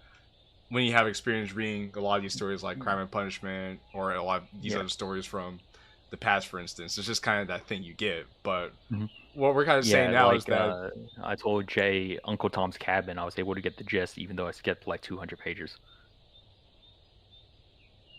But it's just one of those things where just because you can do it, just doesn't mean you should anymore. Because I mean, for some people, you know, bless their souls that they find that kind of stuff interesting. You know, good for them. But it's not the. I honestly don't think it's the mark of a good writer to just write words for the sake of writing words. If you could get your message across in 100 words, get your message across in 100 words. You don't need 300 words to get your message across. Short stories are the best stories. Short stories are the best stories. And that's another piece of writing advice that I think everyone needs to hear. If your story can be told in 100 words, tell it in 100 words. It's fine. It's fine. No one's gonna make you. Like, it's not gonna be the end of the world if your project ends up being short. And if people are like, oh, I wish it was longer. It's okay. It's okay because it did what it needed to do. And if you think you could write a longer story in the future, then work on that story and make that a longer story. Don't take what you already have in 100 words and try to puff up the word count because it's just going to end up confusing you and it's going to make it harder to read for everybody else. And if you spend that much time and effort writing something, coding something, paying to get artwork for something done, to make something for people to enjoy, you would want them to be able to enjoy it and understand exactly how much thought and effort you put into it. You have. Exactly. You want them to enjoy it with the same level of intent that you put into it. And that's very hard to do when you convolute it to the point where even you start wondering, what the heck am I working with? Yeah.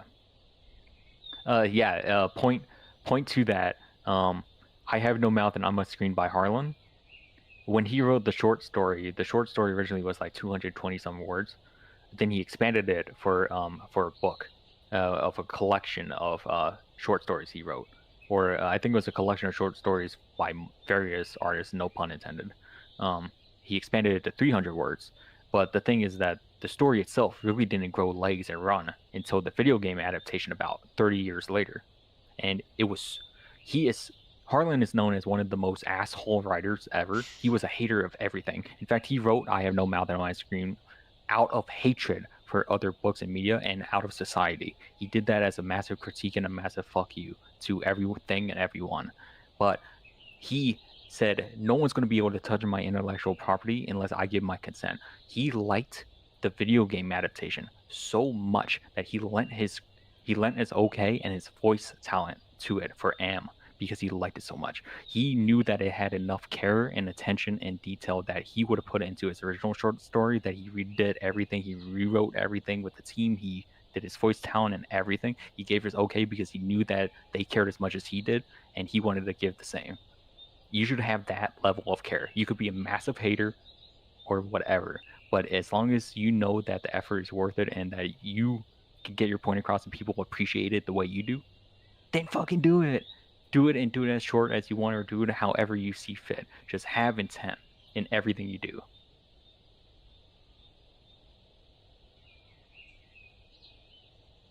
And I think a big part of having intent and for what you want to do is planning. And I say that because I've talked to a few like new writers and seen what their process of going through creating their project is, and I've had a lot of people ask me in the past, like, how did I come up with like the process of working out Triple Trouble and working through that and everything. And honestly, I say the biggest mistake that a lot of people do is trying to write the story as they go. It's very difficult to write a story that way. There's some people who do it that way. But it's very difficult to write a coherent story that way because you're not aware of all the facts that you have at the time, and you could end up creating so many different plot holes and or different contrivances, taking the story different directions that you have to then later go back and fix because you're working as you go along. But one of the things that really helped me out as a writer and a creative is saying, okay, this is how the story begins, here's the middle of the story, this is how the story is going to end. And then you're going to work on the whole skeleton of the story, make sure everything makes sense in its entirety from start to finish. And then once you work on the skeleton, then you start thinking about the dialogue, because the dialogue is going to be your vehicle to help you get from the head to the neck to the rib cage, down the spine to the hips, down to the legs and to the feet. And then you just start building on top of the foundation from there. It's like a house. You lay the foundation for the house, then you build the skeleton, then you put in the insulation, then you put on the drywall, then you build the roof. Well, like this mod, hell, even is like that, because you could tell in the first segment, before you get to the school labyrinth, that's all proof of concept. That's why it's so quick to get to Yuri's segment.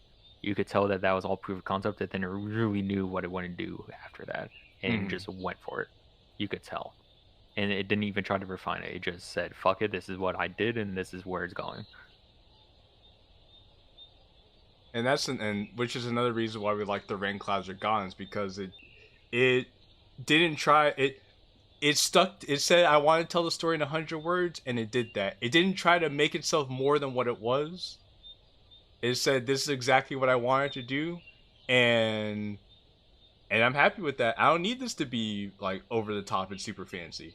I just needed to do this, and it did that. And that's a big flaw that a lot of people, I think, like a lot of the mods that we complain about, Convergence, Monica Beyond Story, Downpour, Undercurrents, they have this thing where they try to make themselves more than what they actually are. Oh, I need more words. Oh, I need better art. Oh, I need fancier coding. Or I need a really good main menu. I need a fantastic UI. I need all these bells and whistles to make myself look so important. When really that takes away. You spend so much time focusing on that, it takes away from what actually matters. There's another mod that is actually follows the same philosophy as the Rainclouds are gone, and that would be Heartstruck. Because Heartstruck is a mod where it's low maintenance, it knows exactly what it is, it's not trying to be bigger than what it is. It says, this is what I am, and I'm giving it to you guys for you guys to experience. And usually stories like that mods and stories like that usually tend to be better than all these different projects that try to be bigger than what they are, because they're focusing on doing too much. Like, I don't know if they realize that we have nothing to give you, so they want to make it look like we have something to give you, or they're just so caught up in the short term that they're not thinking about the long term. Yeah, as I constantly complain about jingling the keys like I'm a baby. Exactly, and it's because of that we're seeing this whole this whole instance of, oh, we have all these flashy mods that look pretty, but they don't really offer us a whole lot because they're working as they go. Of this.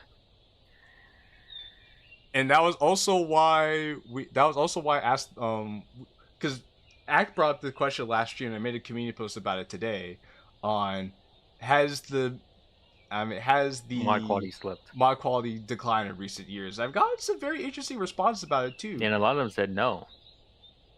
Yeah, a lot of people said that it stagnated. It didn't decline because like people are still making stuff and like they're technically more sound.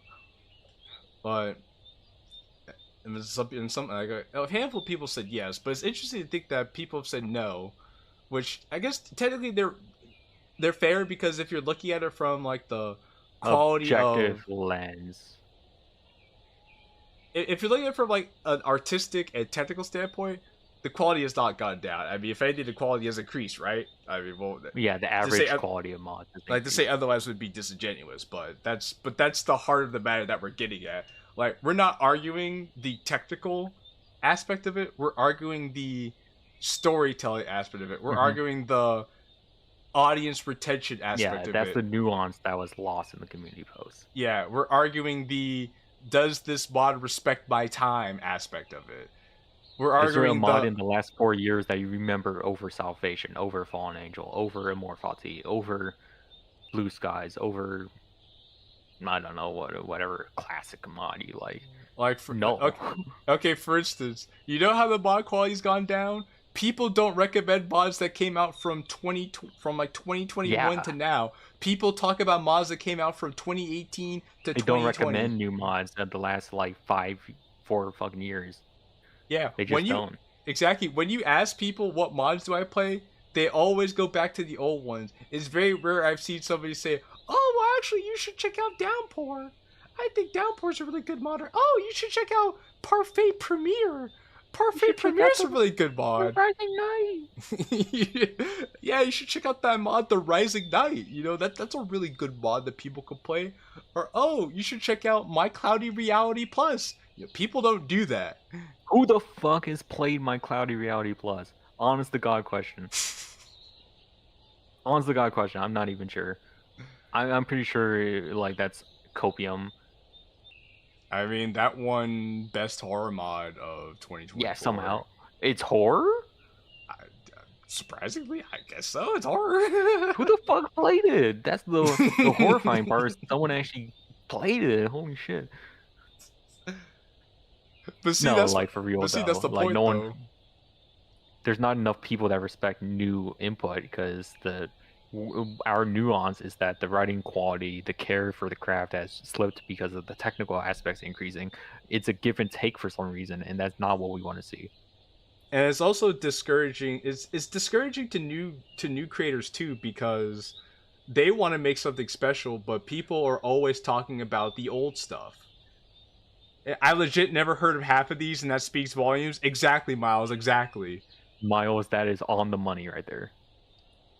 It does speak volumes, but but like I was saying, like it's hard for new creators because they want to make something new and they want to make something like for themselves, but they always hear about all these old projects that have good writing and all this stuff. So they think this And is they okay, don't play anything else. and they don't They play think they've anything seen it else. all. And they're like, okay, maybe I'm not a good writer. Like I'm not a good writer, but what could I do to make myself stand out against all these other projects? I see Infinity Pens, and I think I need to have $2,000 of art budget.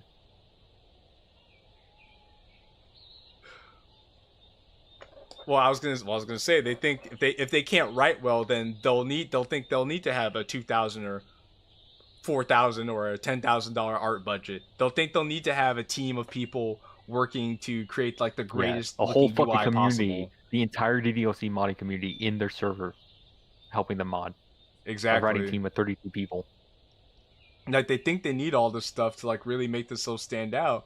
And then the issue is when you have too many people helping you write. Like to Xavier's point, it spoils the plot. The perfect example of that being Exit Music Redux. Exit Music Redux had too many. Okay, foreign relations to a slightly lesser extent because foreign relations is just less less egregious than that. Music. But yeah, for Exit Music Redux, you had too many people trying to write the story, and it shows because one part of the story is actually pretty decent. The rest of it is complete garbaggio. And that's because Exit Music Epilogue is actually better. And I think we just need to get back down to the basics of things, and that Return to Monkey. we need to return to Monkey. The Rainclouds Are Gone was a very stunning return to Monkey. Heartstruck is a very nice return to Monkey, and that it's not trying to be flashy, it's not trying to be big, it's just trying to tell a good story with care for the audience. Like not even just care for themselves, they're care for the project and how the audience will receive it. Sacrifice the entire community to be eaten by a single AI, and then maybe the mod will make it playable. Do we tell? I think we could tell them, yeah. We could tell them. Okay, do you want to break the ice? What ice are we breaking? The thingamabobber from the other thing. Yeah, thingamabob from GPT. the other day. Let's discuss the chat GPT. Okay, so all right, so guys, when we were going through, we were going through Love and Shyness, like on our We were own, so just in bored.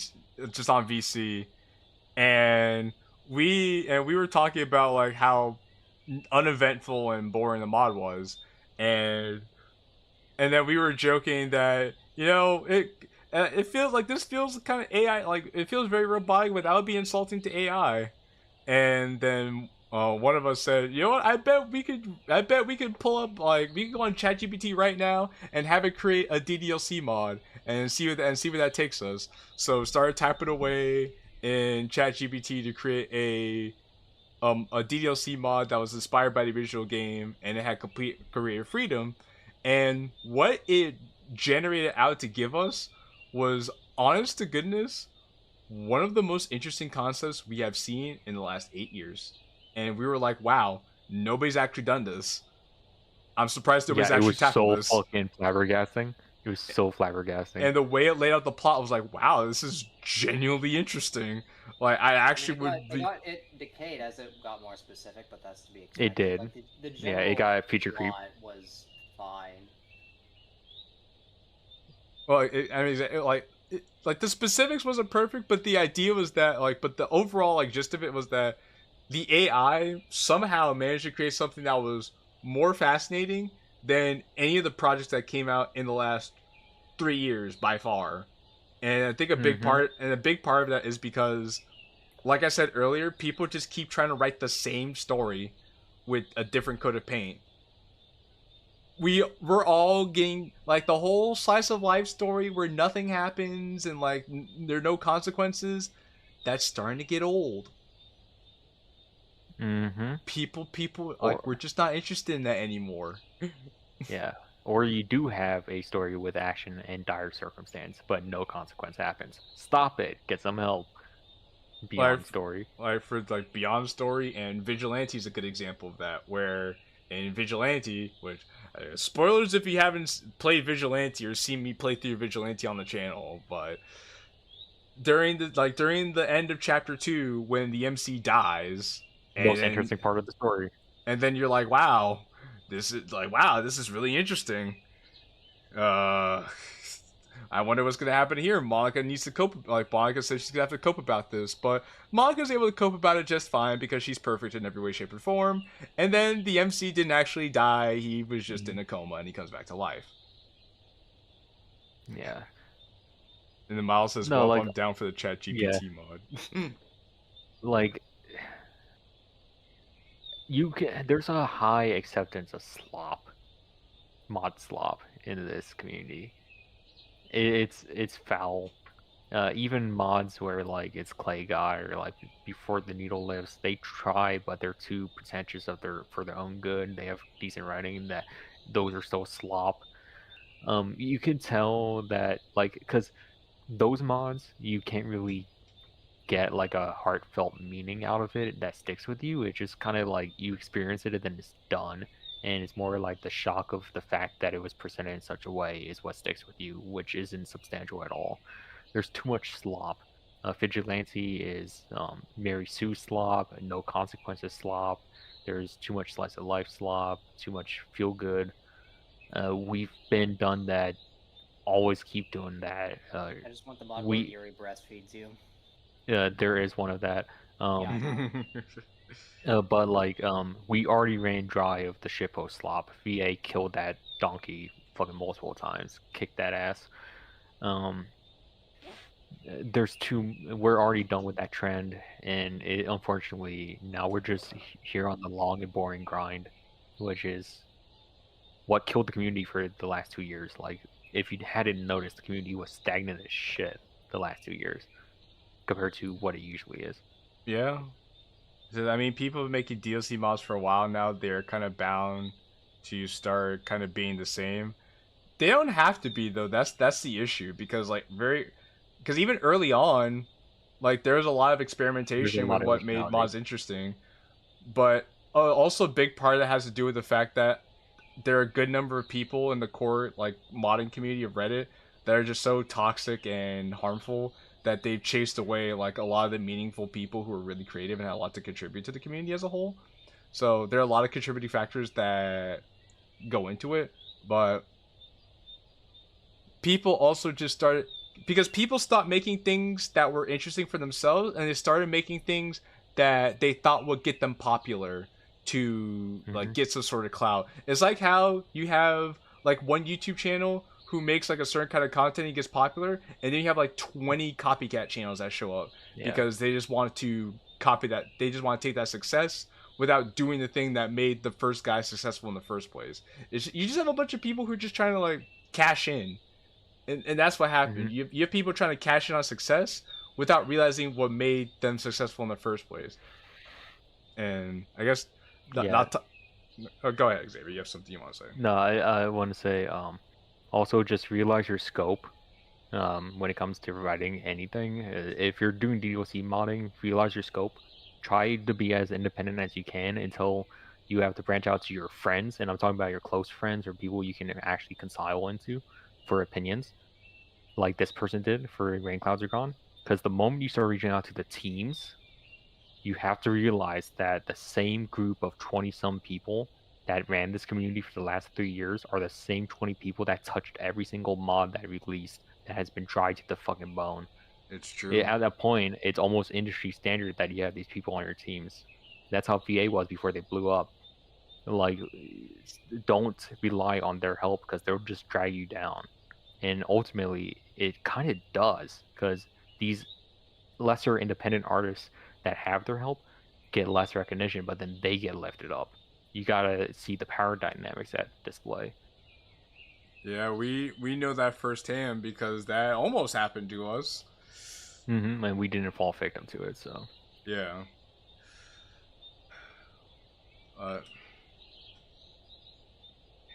And if you're starting small if you're starting small as an independent creator, that's okay. It's perfectly okay for you to start with something small and build your way up. You don't have to do everything by yourself. And another thing too is going into like making DDLC or projects or any creative medium for that matter. We're like going into it with like the intent of like blowing up and getting noticed is bad.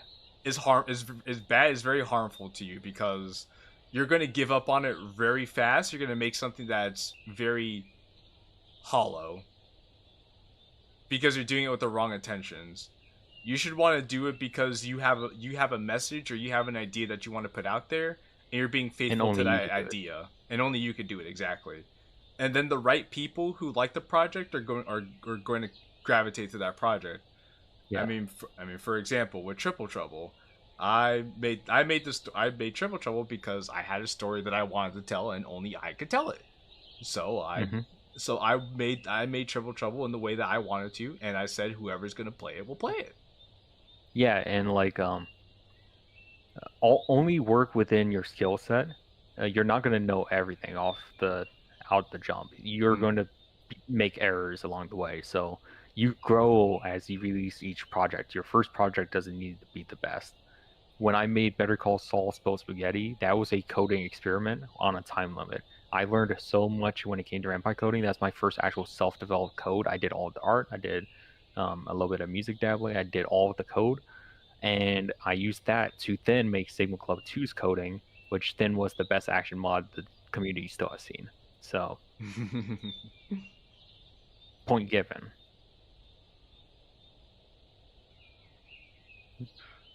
You learn as you grow.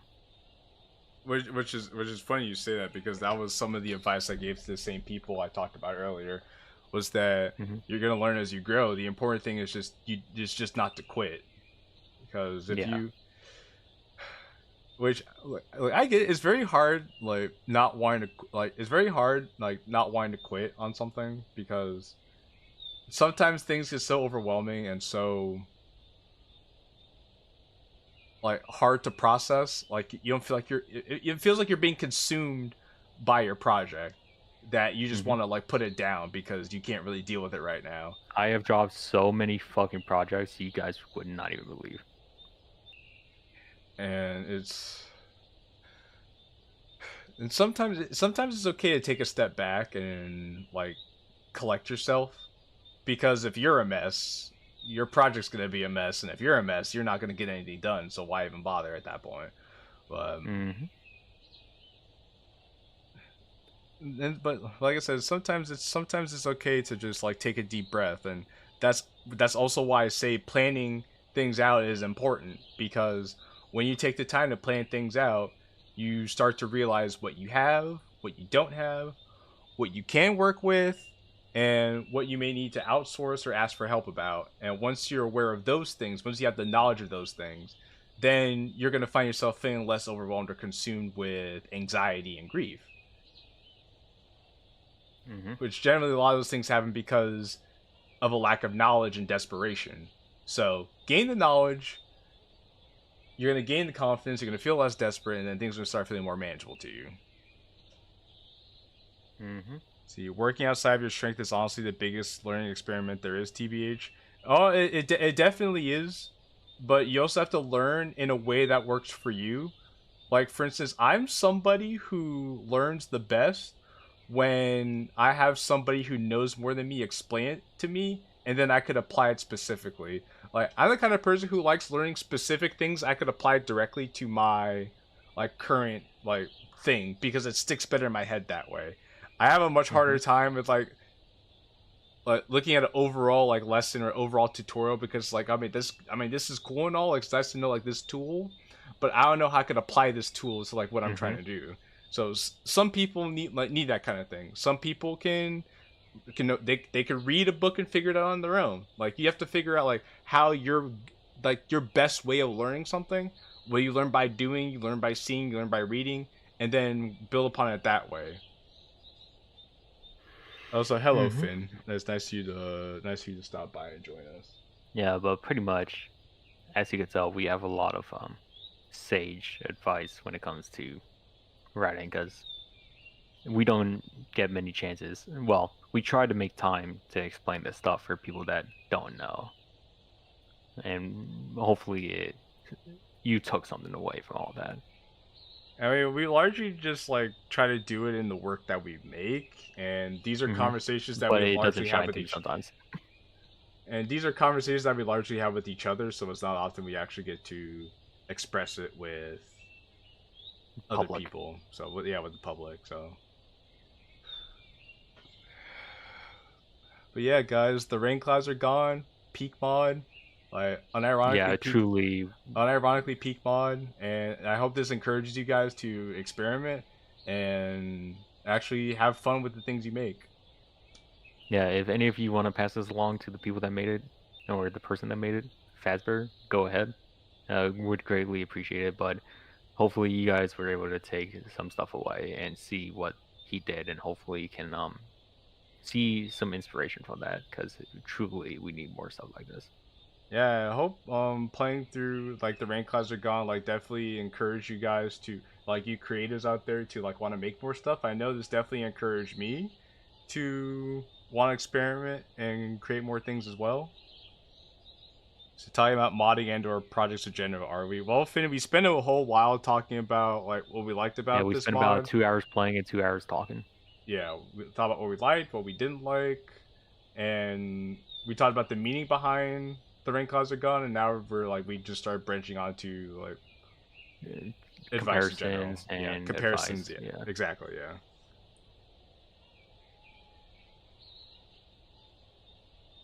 This is a good place to sign off, though. We pretty much made our piece, and we know damn well we're not going to get a project like this again. This one was special. Yeah, which is why we definitely had to, like, share this with you guys when we can. But rest assured, we will be back later on this week, probably. Oh, this summer. We'll be back. We're gonna. No, go ahead. The dip in quality is gonna be like fucking slipping off the Grand Canyon. Yeah, we'll be back Saturday night with our regularly scheduled programming of the like, quote unquote peak of the year with Doki Doki Convergence.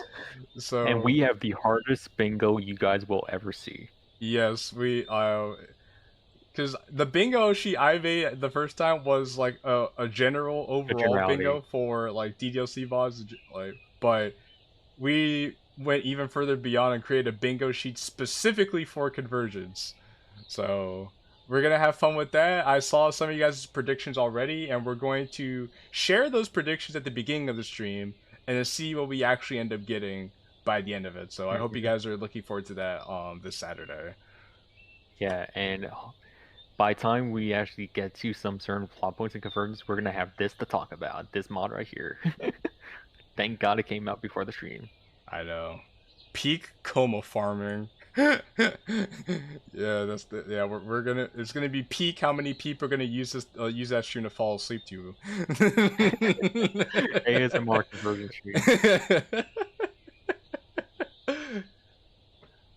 Oh, actually, no, that should be a good title for the stream. Ddlc lore to fall asleep to.